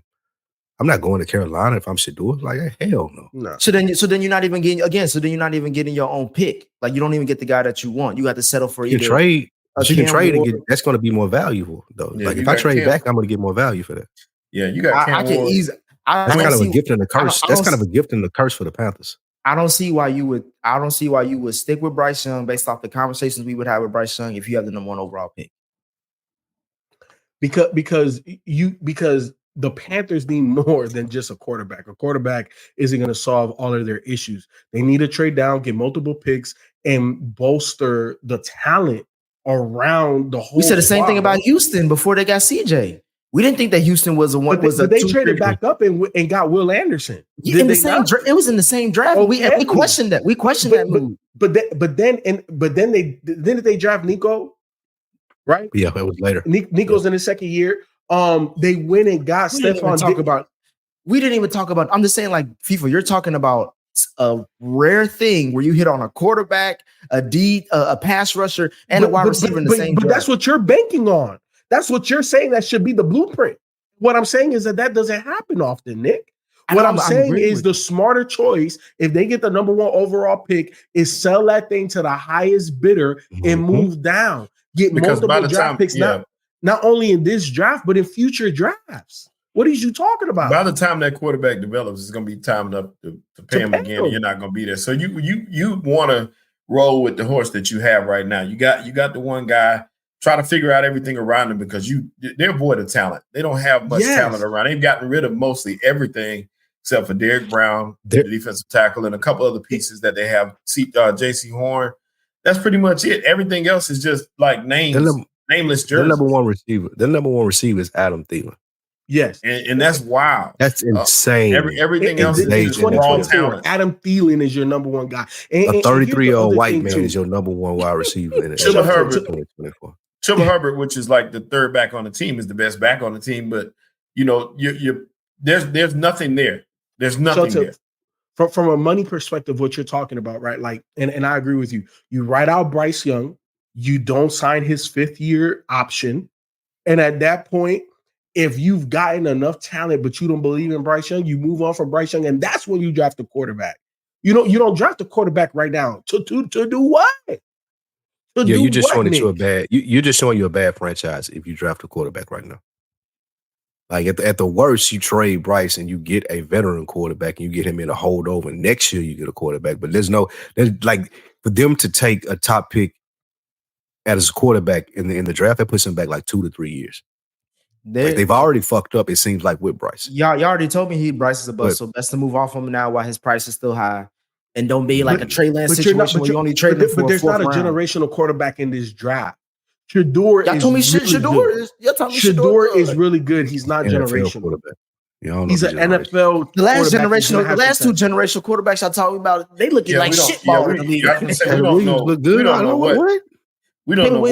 Caleb Williams look good. Did you watch that Arizona game? I just want to know if you watched the Arizona. All right, and you came away thinking like, oh, this is one of the. I still think he's a generational quarterback. Yeah, I do. I still think so. But to answer your question, who got the worst? Who got the worst outlook? I would say the Saints, and that's because of the salary cap situation. Like they've been rolling over money for the last 3-4 years. They would have to like cut and renegotiate contracts to even get halfway close to what any other reasonable team has for a salary cap number. They can't pay anybody. They can't draft well. They got Spencer Rattler that they're expecting to come in and take over the quarterback position for them if they move on from Derek Carr. Nobody wants to go to New Orleans, like you said, Nick. Who wants to coach there? Especially when they don't have money to do anything that they need to do to sign free agents, and it's proven they can't draft well. The Saints are in hell right now. They right down there with the Browns and the Cowboys. Saints, Browns, Cowboys are the worst as far as outlook with their teams. Damn, man. And the Saints started off so good too. 2-0. Dennis Allen was talking shit, boy. I can't wait. Remember he says sometimes you gotta pop out and show niggas. They showed your ass. They showed the ancestors the dough. They showed you the dough. Yeah. So he up out of there, bro. And yeah, that was a tough loss last. And what the hell was Derek Carr even thinking? on that last play. He just almost killed the guy. No, well, you talking about that pass? That's his Olave. third concussion in like 2 seasons. That was from bad. last That was season. Derek It's like- Carr's fault. That was all Derek Carr. He's out for. I think he's out for the season. Like I don't see how you can Yeah. bring. No, him he's back. he may out be for the done. He just don't want to He come may back. be done. Yeah, he may not be back. No, Period. he may be done playing football. That's his second concussion in 3 weeks, and then like I think his third for his career, and he had some in college, if I'm not mistaken. Yeah, I think and you don't want to play with Derek Carr. Michael Thomas. I Michael wouldn't. Thomas. Bro, he has just been- tried to kill me, Ken. He did. Michael Thomas has been killing Derek Carr throughout the city. Bro, if Michael you look Thomas at that going play, ham on Derek Carr. if you look at that play when they play the replays, shout out to Ken again, that NFL Plus is clutch. There's a Panthers defensive lineman that was talking to Derek Carr after that. He was like, bro, why'd you throw that? Like you could see him in his face, like, and Derek Carr trying to explain it. He's like, bro, you shouldn't have did that. You almost killed that man. It looked like that's what he was saying to him. Like that was incredibly bad, bro. And then I think one of the defensive linemen, The defensive lineman, he was like, bro, went y'all off just on put me Twitter. at quarterback, man. Y'all just put me at quarterback. Man, yeah, Derek Carr had to chase after what's my man name? Hayward. He had to chase after him from leaving the locker room during the speech because he was so pissed off at Derek Carr for what he did. They showed them in the tunnel on one of the little clips on Twitter. That's your guy, bro. And shout out to My Derek Carr, man. God. Oh, The man, only you quarterback hyping that him has up. lost the only quarterback that has lost to 31 team. He's lost to every team but the Raiders. That's crazy. That was the last thing that I have before we get into weekly picks. Anything else you guys want to talk about? Yeah, I want to mention the play of the year in the hurdle. Man, Saquon. That was, I don't know if y'all saw the play. I'm sure you have No, by we now. didn't see it. Yeah. Shell. No, We can't of course get we away didn't from see it. it. As a football show, of course, they we made a missed fucking that. commercial out of Bruh. it, nigga. Already, yeah, we see it. Nike has made a commercial out of it, but the that play, man, that was incredible. Who would have thought to do so? I'm still trying to see how you come up with a move like that in the middle of that, like even with thought. It's just remarkable. That was just Man, incredible. I can do that shit, bro. I know you Shit, should, that Ken, tough. but I'm talking about regular people. You know, That's some Patrick Mahomes. That was some Patrick Mahomes, Michael Jordan type shit. Right? It That really I will was. give it It to him. was. I will give it to him. FIFA, imagine. You'll never see that again. You'll never see that again. never. FIFA, imagine paying Daniel Jones over this guy and saying that, and live on video we have a GM saying, "Call us back when you get a number." Hey, let us know how that worked out, bro. It worked out, bro. That's crazy, bro. Do you know who I am? I've been fighting. That's for, what Saquon was saying in his head. Do you know who I am? I've been fighting for Saquon's respect for years with the homies, bro. Because they was like, bro, he trash. I'm like, no, he's playing behind a trash line. 1 year in Philly, and I'm telling you, bro, if he was with Philly for the last 2-3 seasons, bro, we wouldn't be talking about C-Mac or the best back or Derrick Henry. Not at all. It would be Saquon. Wait, Agreed. right now you would take Saquon over Derrick Henry? Yes, he's the best back. He is the best back. He can This literally, and he nigga, look at the Philly game. He started the game with catching a touchdown like he a wide receiver, and then he busted out a 3rd and 16 for a tutty. But Come on. wait, hold on. You started that talking about he caught something like a wide receiver, but they wanted to blast me when they made that call and he missed the catch. You can't have that shit both ways. But here's the thing, though. Hey, no, Nick. don't hum like that because I got a response. Let me respond to that real quick because you bring that up. I said if Saquon catches that, the game is the game. But I was like, but it's not a bad call. I said it was the better call was to run the ball because you're right not a there. bad call because you're talking about Saquon is the best back in the league, and I said, look, Saquon has the skill set to catch and run. So that means that regardless of whatever I call, you should go make that play because you're the best. So is Philly not a run team? You have the best offensive line. The best thing y'all do is run the ball. Like I said back then, I don't give a damn. That was a good call that was on Saquon to make that catch. And you coming out here talking about he making catches like wide receiver, why he didn't make that one? At the end of the day, this season, Nick, I'll put it to you like this.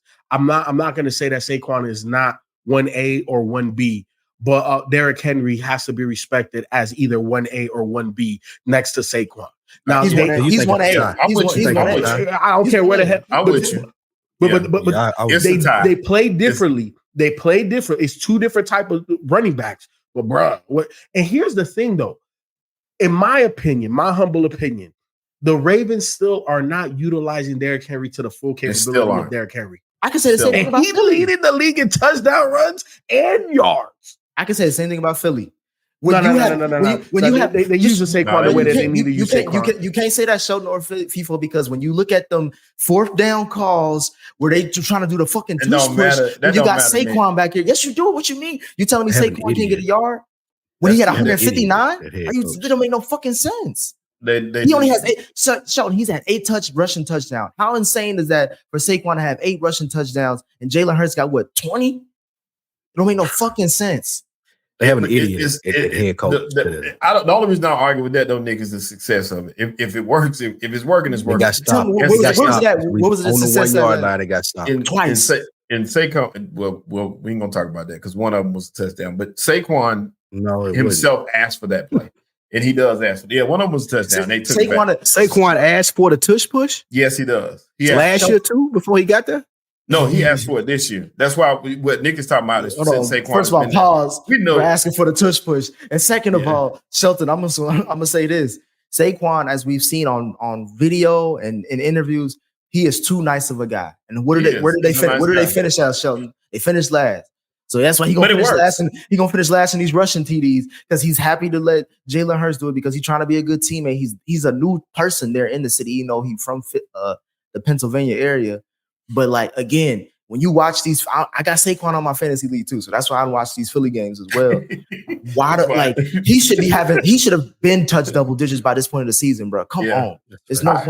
I agree, but I just don't mind the brotherly shove though, because it works most of the time. And like I said, one of those times he scored and that's what you do if you don't have Saquon Barkley at running back.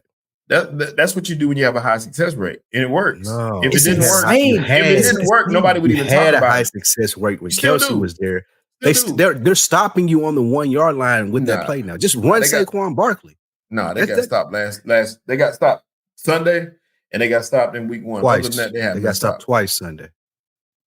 Like I said, one of them. They missed that. It wasn't a touchdown, Sean. It wasn't. I'm gonna send it to you. They got stopped twice. I'm gonna send it to you. I don't want to see the video. When I read about it, they got stopped twice. I don't care nothing about the video. Yeah, I am the only one calling the brother shove because that's what it is. They ain't gonna do my boy like that. He can get tush pushed. Fuck all that shit. But regardless, the play by Saquon, and the crazy thing about it was he made more than just one play that game that was like all-time worthy. Saquon is just doing some crazy things. He's running people over this year too. It ain't just been like that Giants game. He running through defenders. He ain't just being a finesse runner. You ain't got to tell me he the best back in the league. He's doing what? Yeah, one of. If you want to argue, that's fine. I'm just saying like he's one. Derrick Henry's 1A. Yeah.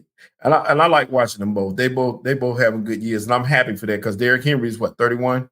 And Saquon is 27. They both not gonna get no third contract. That's all. They're both supposed to be in their twilight, but they doing what what they got this year is what Christian McCaffrey got by getting a gift to go to the 49ers. Yeah. So what you're seeing from them is what they truly are, just like what you saw from him was what he truly is. And they all those 3 backs are the gap is not as big as we thought it was. Well, not us, but you know what I'm saying. People thought Christian McCaffrey was way up here and everybody else. The gap is with McCaffrey. He at the third, like those. Yeah. Right. That's weird. Yeah. All right. Let's get into our weekly picks. Hey, we mentioned Dallas. One more thing, Dallas. Why we talk about Dallas? Yeah. I know. I was just going to say, Luke, I had to ask. What's better to talk about Dallas except on election night? Real quick, I just had to ask Lou the weekly question. At what point, Lou, did you give up? At what point in this game? Every week we got to ask him at what point. To be honest, my tolerance is getting a lot lower. I left when Diggs blew that coverage. Oh, that stupid route to Darnell Mooney. Yeah, he acted like he didn't know what was going on. And then somebody sent me something on Twitter, like it was a 3rd and 3, and Bijan Robinson was going in motion, and nobody was going in motion with him. And I think it was the quarterback that's on Get Up, the the dude that ran out the back of the end zone for the Lions. Yeah, he was saying he was looking at the play and wondering why nobody was running with Bijan is because we had 10 men on the field on third down. It was 10. Yep. And there's like just so to answer your question, when they threw that fade route, I got out of it. I was like, I'm done. I was done. I was through. We was at the studio. Me and got just focused on is the mic still on from that point, and we was out of there. But it's crazy. Dak said we fucking suck, bro. Like, yeah, and he quit. I don't know how. That's the one thing I would want to address, Sheldon. Dak has quit on this team. And that's the reason he should have been signed for his contract. And that's why I've been saying this. A hamstring injury for a person like Dak is not a 4-week injury. He don't even run the ball. One of his biggest issues is he don't run the ball. So he can play with the hamstring injury. He don't want to play on a hamstring injury. And I think that's crap and completely trash from him. And that's the reason that we are where we are right now, because we pay him. Lou, he shouldn't even be our quarterback right now. Acting like a hamstring injury is affecting him. This is a smaller instance, but what you think about the Zeke thing? Zeke getting left home for this game. It shouldn't even be a thing. He's not even good enough for this to be a thing. Like the fact that this even made news, it's ridiculous because he averages under 3 yards per carry. Like if he's doing shit detrimental to the team, cut him. We could care less. So he don't even make enough money for us to care, and he ain't productive enough for anybody to care. No one cares. Like he was good at one point as a Cowboy. I don't care about that legacy shit this year when we lose, and so like kick that nigga out the door, man. Who cares? Who cares if they done you wrong, bro? This is sports. It happen all the time, bro. Get out. I would hate to be a Cowboy player.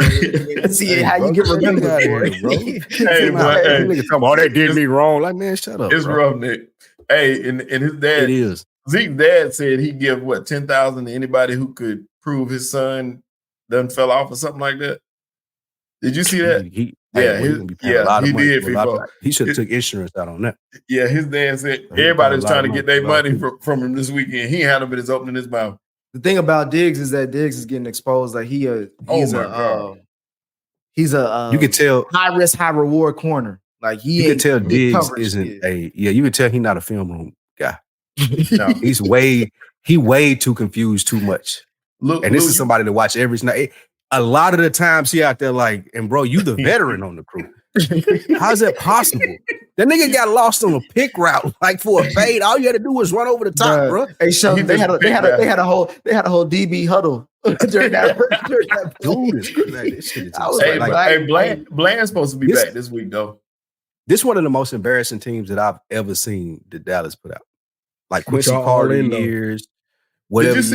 That's senile. It's just him being like having Alzheimer's. FIFO. That's what the all. Let me say the last. It's one of the worst Dallas teams ever. It ain't no. Let me say the last thing about that, and then I'm gonna say this. But on that 4th down play where they tried to run with Lamb and it didn't go nowhere, it didn't do nothing. Mike McCarthy threw his stuff down like he threw the clipboard down like he didn't call that play, like he was mad at somebody. I was like, I don't even like this.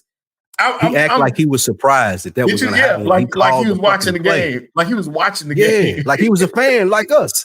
Like, damn, I didn't know that was going to happen. And then the punt, the fake punt, that was ridiculous. The fake punt was crazy. That's when I would have cut the game. What was y'all like 0-3 on 4th down, 0-4? It was ridiculous. It was an NFL record for turnover on downs. 0-4. It's never happened ever in the history of NFL. It was ridiculous. And then I went back to go look at our picks too, Lou. And you told Jalen to clip that part because y'all was going. I felt bad for you, man. Hey, look, I don't like y'all losing like this. I hate Duke. I'm a Carolina fan. Go Carolina. I hate Duke, but I hate the years when they're terrible. It's just no fun. Yeah, it ain't no fun. I feel the same way about Dallas. This ain't no fun, man. I'm sorry, man. Definitely ain't no fun for me. I can't even enjoy football on Sunday. Shit. All right. 12 o'clock Atlanta game. I'm back in. Weekly picks. Yes, all right, y'all. I don't see the count on who win who's. Well, I got it. I got the count as far as updated. As far as hey, look, trust me. As far as me running the numbers, I know how to run numbers. So you ain't got to worry about me. As far as for week 9, we had 3 people in the lead, tied for first place. We had Ken, FIFO, and myself at 3-1. We had Shelton at 2-2, and Lou, you was in the doghouse this week at 1-3. Dang. That Houston, I done caught you, my boy. that I Houston done caught Jets, you overall. that you Houston did. Jets game. He was on one the that hill killed with me. that Cowboys game. That's what did it. Me and the Cowboys That's game. what did it. Yeah, I knew it. That was my last hope and a prayer right there. Hopefully, we ain't picking no more Cowboy games this season. So it shouldn't matter. Nah, we do I have? No, I don't think I got. Yeah, once he got the hamstring shit and he's going on IR, and people talking about trading Michael Parsons, it's like, all right, the season a wrap. Which I think they should entertain, by the way. Let's go to the weekly picks. The first game, I'll say, Ken, let's just go to the crib. Let's get it out the way. Cincinnati going on the road to Baltimore for Thursday night football. FIFA, I'm about to have to get you. You guys just say your pick so I can put it on the record. Hold on, because I'm picking Baltimore, but I know I have these saved. But it's a sweep if that's the case. Baltimore. Yeah, Baltimore. I'm taking Baltimore. It's a sweep if that's the case. Thursday night football, short week for both teams. Baltimore's at home, arguably one of the hottest teams in the AFC.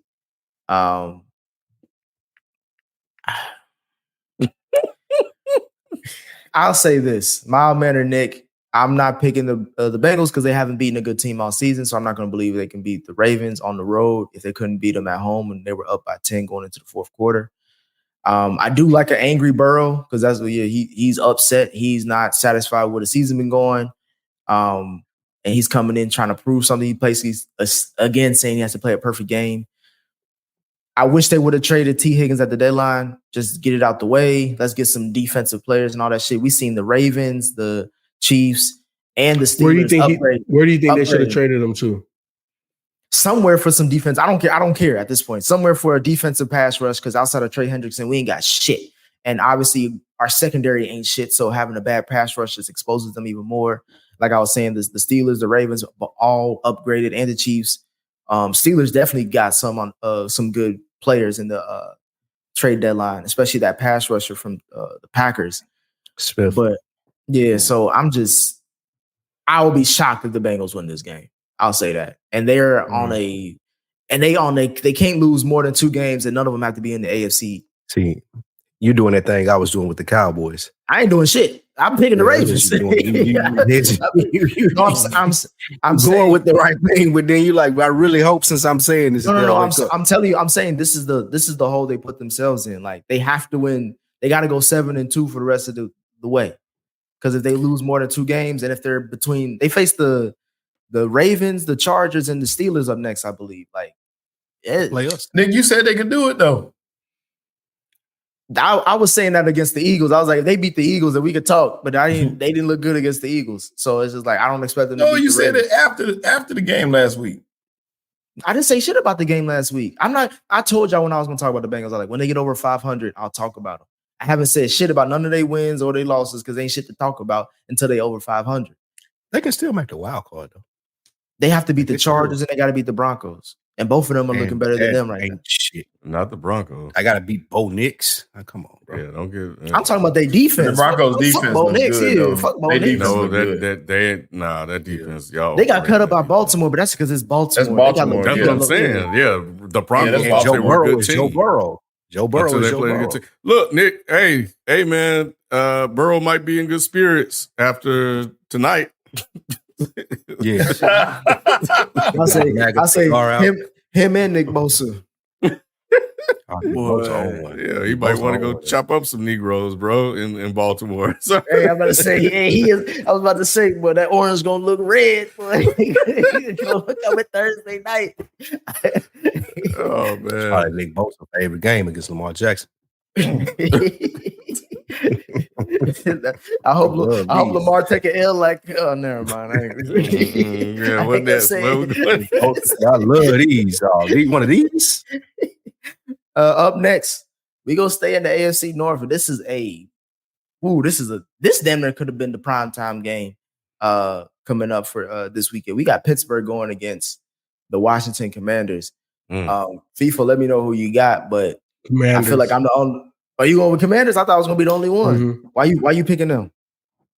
Commander Jaden, the way that team looks, man, they will run through a brick wall for Jaden Daniels right now. And he just has that it, man. He has that super it factor. That man be out there smiling, bro. When that man's smiling, you about to get whooped up. And I love the way Cliff Kingsbury is calling the plays and how they're attacking defenses. And I know that obviously that is the Pittsburgh's calling card is on defense, pass rush, all of that. But I'm gonna keep picking them until they look bad, and they haven't looked bad yet. You know what I'm saying? I know they got 2 losses, but even in them losses, they don't look bad. So for me, man, I'm picking the Commanders until, I don't disagree with you, Spike. Every rookie hits some type of rookie wall.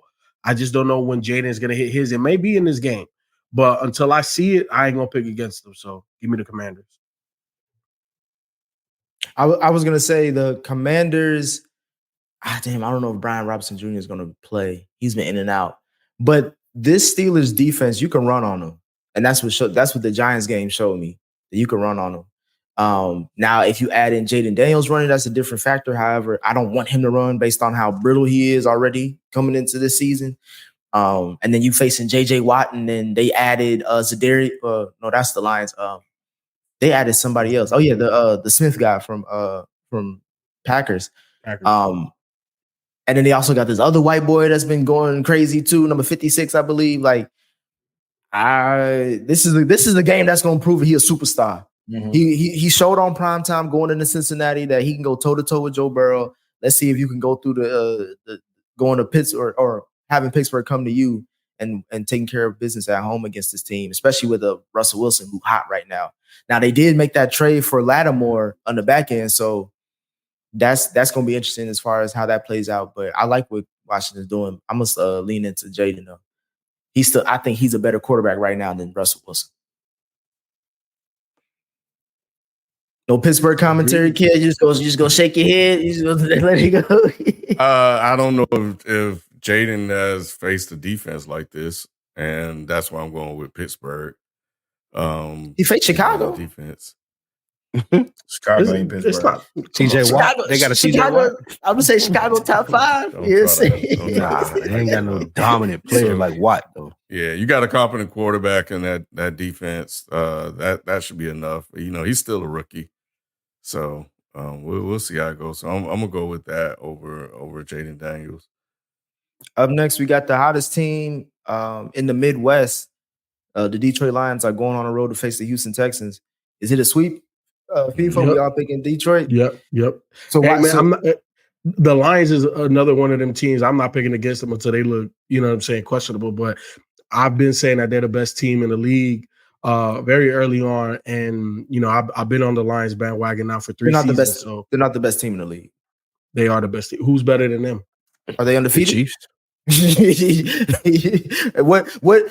FIFA, let me tell you. I'm gonna ask you these 3 things and let me know which one you would rather have between the Chiefs and the Lions head coach. Of course, I'd rather have Andy Reid. Between the Chiefs and the Lions, the quarterback. Chiefs. Of course, I'd rather have Pat Mahomes. Between the Chiefs and the Lions, the defense. Chiefs. What do we call it? The Chiefs defense. There you go. But you got your people. So the context is here though.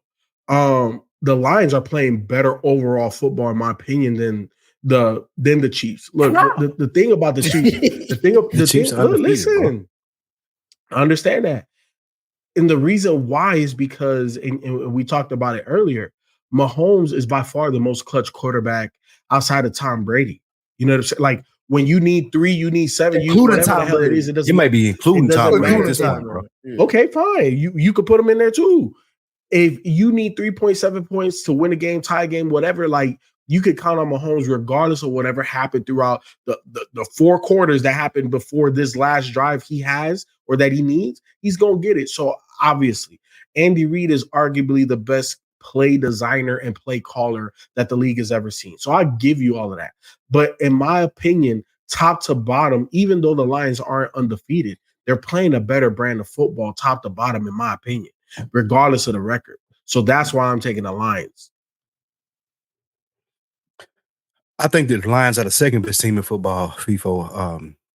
But I think they can beat the Texans handily. There's no team in the NFC that can mess with them at all. Like, they're going to run through the complete NFC teams other than they may be number one in the NFC, to be honest with you. So, yeah, I think they'll win this game. I think they're the best team in the NFC, but I wouldn't say the whole NFL.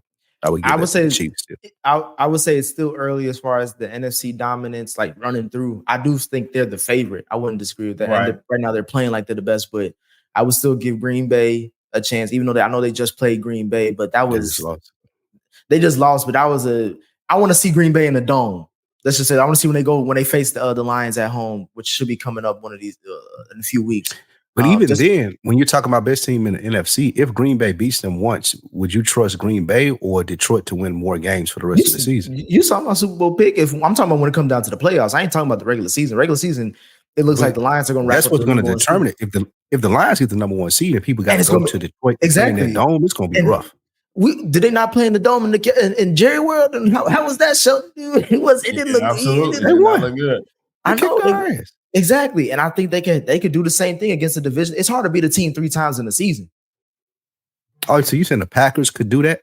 Yeah, I think the Packers. I got them as going to the Super Bowl. Yeah. Oh, I don't think Jordan Love, the way Jordan Love throw the ball, is he scared? I think the Lions are a good team, but we're forgetting who Jared Goff is. Jared Goff, at times, he's going to have to win you one here soon, and he ain't had to do nothing lately. So that's a crazy thing to say, Sheldon, with the stats that Goff has been putting up. That man got less incompletions. That man got less incompletions than touchdown passes. But we know that you got to. He may be the MVP of the league. That's Spike, let me add on to that. Spike, let me add on to that. He has not missed a target to Amon-Ra St. Brown since last September. 18 for 22 for 145 this past week. Let's go to the week before. I'm not saying he's not playing well. I'm just saying he's not having to do much. Gloss over 18 for 22. He's completing 70% of his passes. He's only throwing the ball like 12 times. They run 12 out of 15 for 85 yards. That's what I'm saying. You don't know what he is. You know what rings out to me? You acting like the yards and the attempts ring out. He only missed 3 passes. I don't give no. I'm talking about because the main thing we should talk about with the Lions is that offensive line and that run game, because they defense is shitball when it comes down to it. And on top of that, Jared Goff is a statue. So anytime he will get pressure, look at that Minnesota game. Anytime you get pressure on him, like you said, they got the best offensive line in football. So why are we talking about him being pressured? Let's talk about what he's been doing all season and everything that Sheldon reading. He's trying to talk about the low attempts and the low passing yardage. It's the efficiency that makes him good. He's going 12 for 15, 11 for 13, 10 for 12. Like, he's not missing passes. Yards. Those passes in them 2 games. But those passes are hitting. Yards. But those are important passes that are hitting to get first downs, to get touchdowns. And that's why the team is so good. That's why the offensive coordinator is so good. They don't do the extra shit. We're doing just enough to dominate you. We're not putting Goff in the position, like you saying, Sheldon, to be Goff. We put him in a position to be great. And he's done that all season. He might be the MVP. No, absolutely not. And so in the games when you need him to perform, you're saying, and by the way, no touchdowns in those games that I mentioned either. Neither one of those 2. So you can't, and there's no way he can be the MVP if he ain't throwing a touchdown pass or ran for one, for that matter. He's done nothing as far as that goes. He's just been the beneficiary of a good offense that's been running well. He's been running the ball well. It's a running team. Now, you can't say Jalen Hurts because Jalen Hurts has done more than that in every one of those games. He's the matter of fact, Jalen Hurts is number one. He's number one in the last. He's number one in the last 4 games in touchdowns. So what I'm saying to you, just like Hurts, Goff is they both benefit on being on great teams. It's not just like Hurts. It's nowhere near the same thing. Hurts contributes to that great team. Jared Goff, like we said, is a statue. We're gonna have to see in a game where he's needed, is he good enough to step up? He's not done it thus far in his career. I don't know if he can. That man been to a Super Bowl. Jalen Hurts has to. Lost. So did he. It was up next. We got the last game. Miami is going on the road to the Los Angeles Rams. I think it's Monday Night Football. FIFA, who you got? Miami? No, I got the Rams. You scared. I'm picking Miami because I'm picking Miami because I want to see how good this secondary is for the LA Rams now that Tua is back.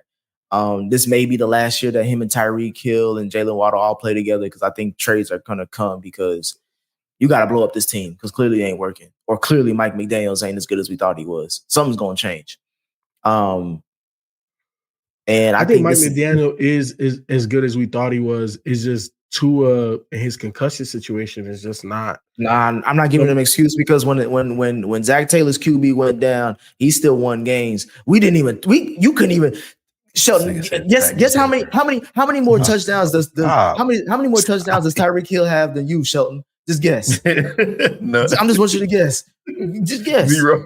No, he got one more. He got one more. He got one more than you.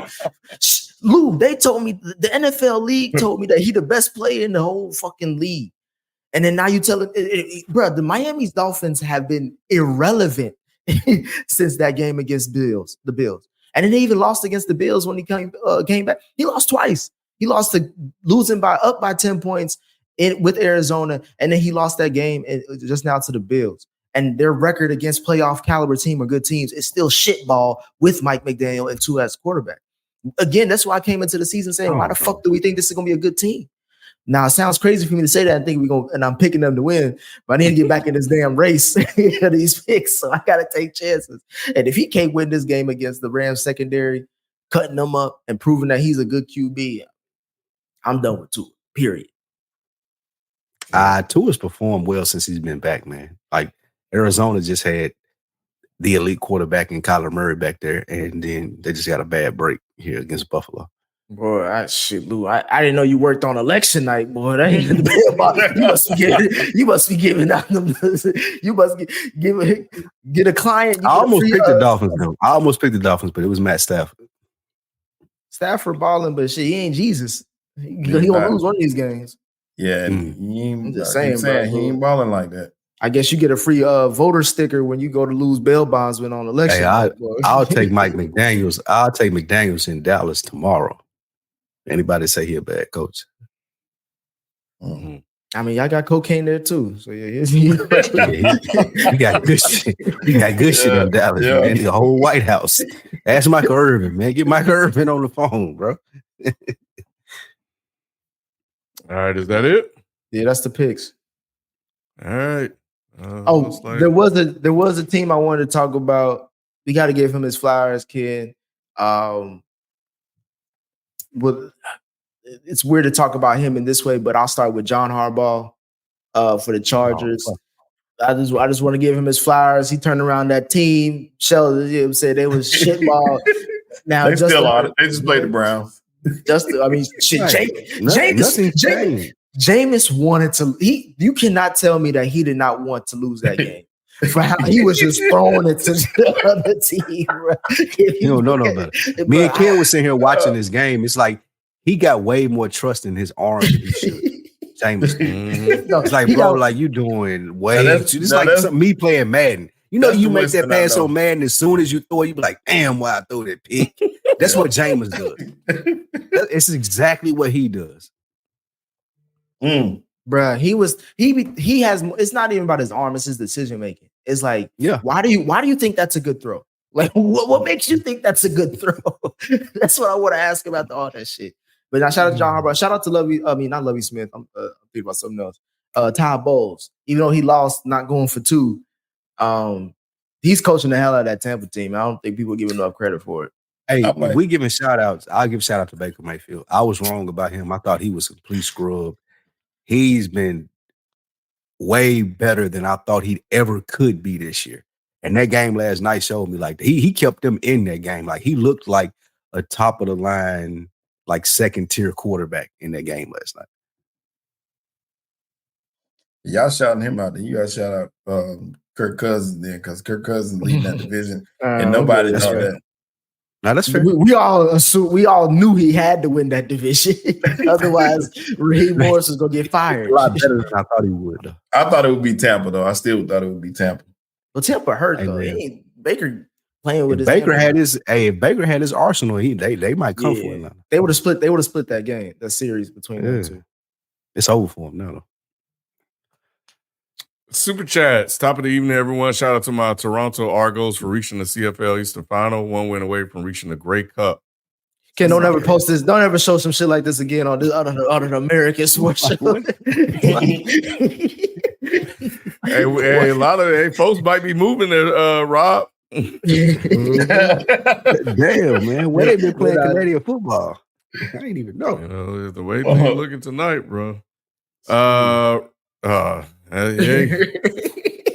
Trump kicking ass right now, make America again when blacks were second-class citizens. Now we're behind Asians and Hispanic. That's what I just read from Rayshawn Davis. He said that early.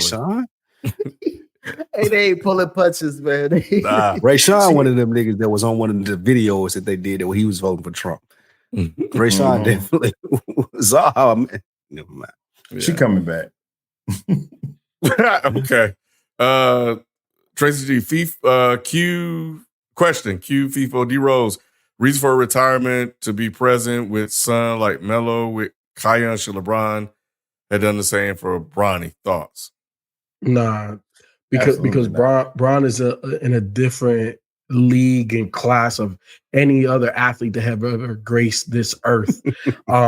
So he's doing it his way. You know what I'm saying? He's still playing at an extremely high level. He's still a top 10, top 12 NBA player, where as much as I love D Rose, shout out to Chi-Town. Come on, man. Like, D Rose was not a top 10 player. Carmelo hasn't been a top 10 player in almost 2 decades. So hey, it's just facts. Don't say two decades. You say it's his old folks. Hey, the most important thing is Bronny is nowhere near as good as Kion. And also, LeBron knew that too. LeBron was like, and also, I ain't never heard Bronny being the best player in the state. No, and I was gonna say these guys didn't retire to be more present with their sons. They retired because they couldn't play anymore. They got forced out of the league. Melo couldn't get a job. Melo sit down because he wanted to. Melo sat out because ain't nobody was going to pay him no more to play basketball in the NBA. D Rose, I think, still has an opportunity, to take veteran minimum on a contender, but at this point, there's nothing else to prove. You know what I'm saying? He could get. There's more that he could lose in terms of health than he can gain by winning a championship. So when that outweighs winning a championship, it's time to go. Yeah, and like you said, Bron is playing for legacy. He has something still to play for. Yeah, and he got another son that he's going to try to play with too. Oh Lord, that ain't gonna happen. Kansas City needs to be stopped, and only Derek Carr or Jalen can stop them. That's from Tracy G. Rob Costa and Jerry Jones, we trust. Spike Luforia. I never said that, Rob. Don't put it in quotes. There it is, Rob. There it is. Never said that. And two more things I want you guys quick thoughts on before we close it out. Any trade deadline?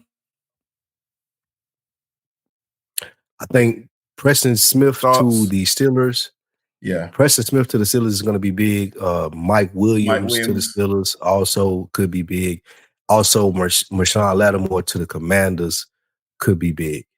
Yeah, those and Zadarius Smith to the Lions for me.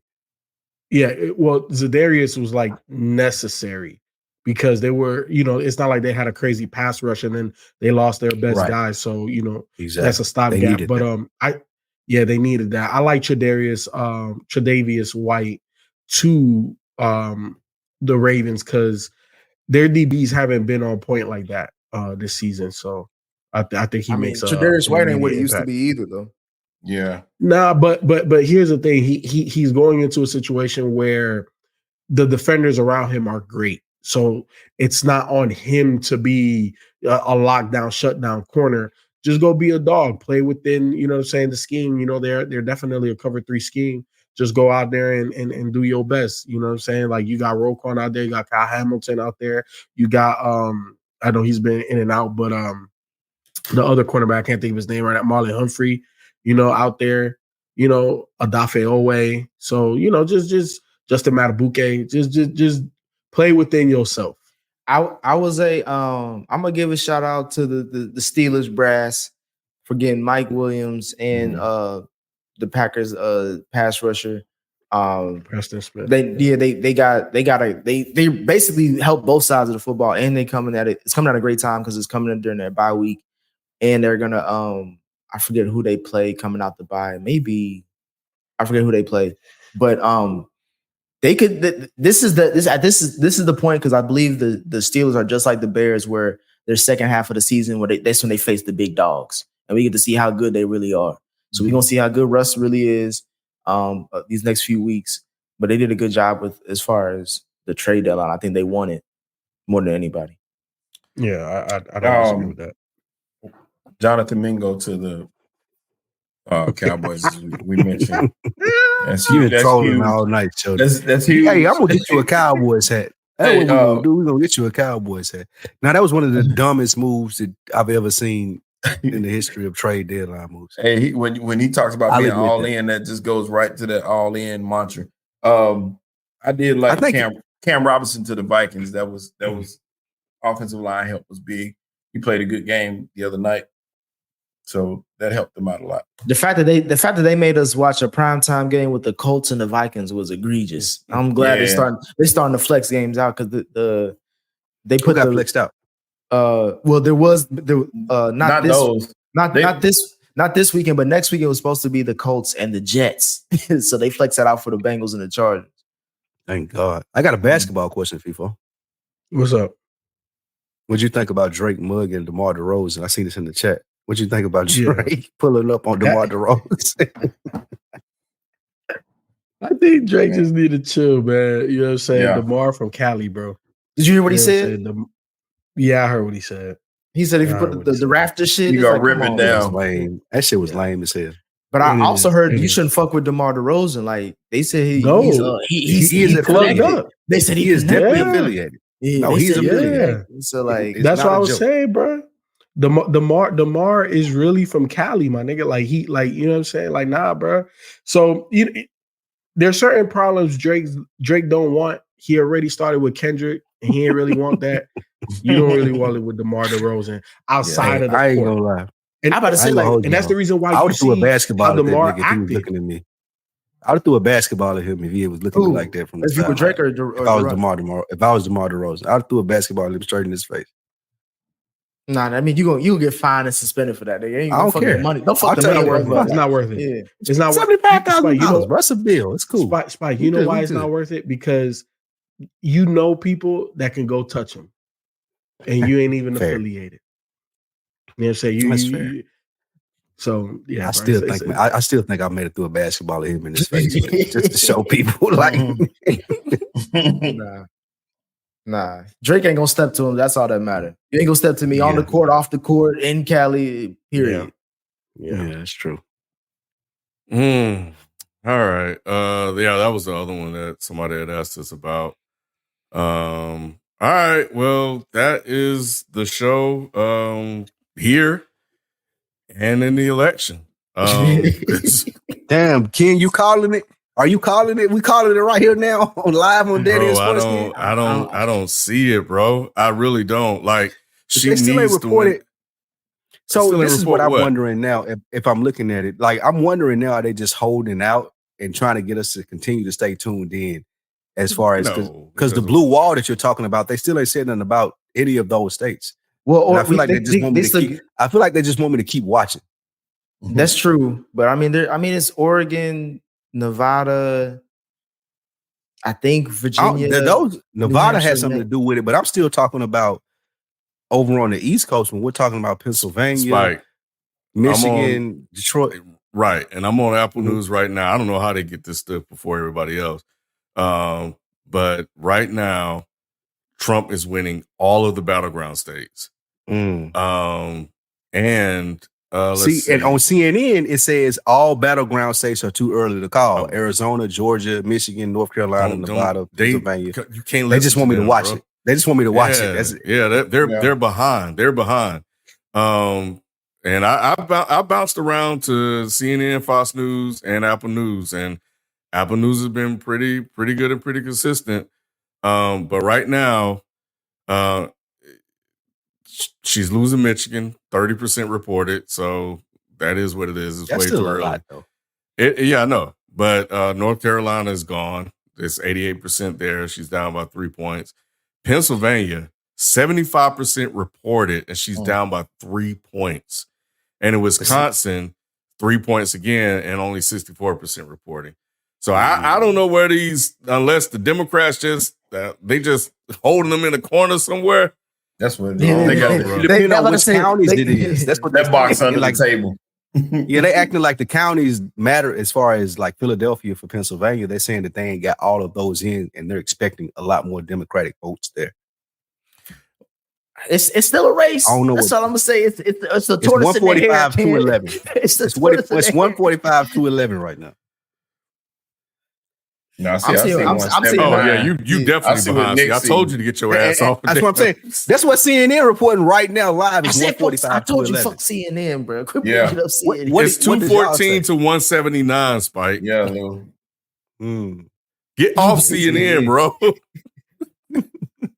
Y'all on y'all computers. What y'all watch? Y'all watching the y'all truth. just Googling this. You got that. You didn't change that damn conservative network. You got. Turn to Fox News. They already done called it. I know they done called it already. Yeah, I saw somebody on Twitter say that Detroit or somebody hasn't reported, so the votes are just starting to come in. So calm down. But okay. There are main battleground states that have not been decided yet, but it ain't looking good. Well, I think it's still early. I think we still got another all night and tomorrow before we. They said, yeah. I'm staying up. I'm staying up to finish this, bro. I can't. I don't think you gonna fix. I don't think they're gonna figure it out tonight. Yeah, they said it's not gonna be figured out tonight because it's 11:00 and they still saying we don't. They be counting late though. Close. They still got a poll close in 50 minutes. You ever seen how long it take them to count that money in the back of a black church? It's gonna take the same amount of time. That's because they're doing different things with that money. It's gonna take longer. Some of that money ain't getting counted. We get to leave early because we just putting this in our pocket. Don't do that, man. Y'all know they ain't taking no money. I think a lot of people. Well, let's not alienate our audience, Ken. They could be there could be Republican fans. Hey man, what Michael Jordan say? Republicans buy tennis shoes too, bro. They listen to podcasts as well. We appreciate y'all for tuning in. Quote that from Right Wing Lou. Don't clip that, Jaden. Don't clip that. And it may have taken 4 days to count all the votes, but we didn't need all 4 days to know who won last time. That was just a formality, y'all. So look, the last hope is that there are a lot of for people that's voted for that wants her to win or wants Trump to lose. You got to hope that hey Nick, just like in reality, this is CP time. These votes are on CP time. I'm getting ready for both arguments that's about to happen on Wednesday morning, Wednesday night. Regardless, they about to blame somebody. We already know the demographic they're gonna blame first and foremost. Damn, so Trump's gonna win Georgia. Get your talking points ready. 48. Yeah, they already got Georgia declared on y'all shit. Yeah, Georgia. Yeah, it's over. I don't even need to. Yeah, they haven't declared it, but I think there's still a lot of Democrat votes that they're waiting on. Like last I saw was like 1 million that were left. So that one may come down to the wire before. I'm looking at these damn near the presidency, the Senate and the House. That's the one that you really need to focus on too. Yeah, they do the hood last. So North Carolina's call. That's it. It's done. So we got North Carolina. He's at 230. Yeah, I seen it go. Go to bed. He needs 40 votes, bro. Oh man, he get PA, bro. It's bad. Yeah, if he get PA in Michigan, it's a wrap. It's a fucking wrap. Yeah, that's her only hope. She gotta hold those states. If she lose any of those three, man, it's a done deal. Michigan, and it's wow. Well, that is that. So let's we'll be back next week with a new president one way or the other. Yeah, regardless of who the president is, we'll be here. Yeah, we'll be here. Ain't shit changing for me that I know of. So shit. Hopefully not. Nah, it didn't change last time. It didn't change on the body. It didn't change. You know, the only person that things really changed for folks was under Reagan. So yeah. Well, that somebody said Rob, do you need Rob need a roommate. That's crazy. Yeah, but remember, she never had a lead in Pennsylvania. Trump had a 0.4 lead going into the election, so it was going to be tough for her to get over the hump. And he always overperformed too, so there's that. So she needed to, like Biden had sizable leads to cover the margin of error, but she didn't have any of that. This is crazy, bro. Everybody can see on our faces who we as we're reporting this, everybody can be like, oh, okay, I see. Yeah, it's just funny, bro. It's just hilarious. Anyway, well, okay. Hey, y'all check out Is the Mic Still On? The episode's dropping early tomorrow at 6. We'll definitely have post-election coverage, but we've covered this thing damn near all year and definitely when Kamala entered the race. So if you want to hear, just go back in time to kind of hear us document everything. Go ahead and check that out. Is the Mic Still On podcast. And we'll catch you guys next time, man. We out. Peace. Peace. I need to check on Jalen because Peace, people. Jalen. You're still grooving, still connecting, still loving, still turning up, still thriving. You still got it, but your immune system, it weakens as you age. That's where vaccines come in. They help train and strengthen your immune response to fight off respiratory illnesses like flu, pneumococcal pneumonia, RSV, or COVID-19. Ask your doctor or pharmacist which vaccines you need. Book in minutes at vaxassist.com. Sponsored by Pfizer.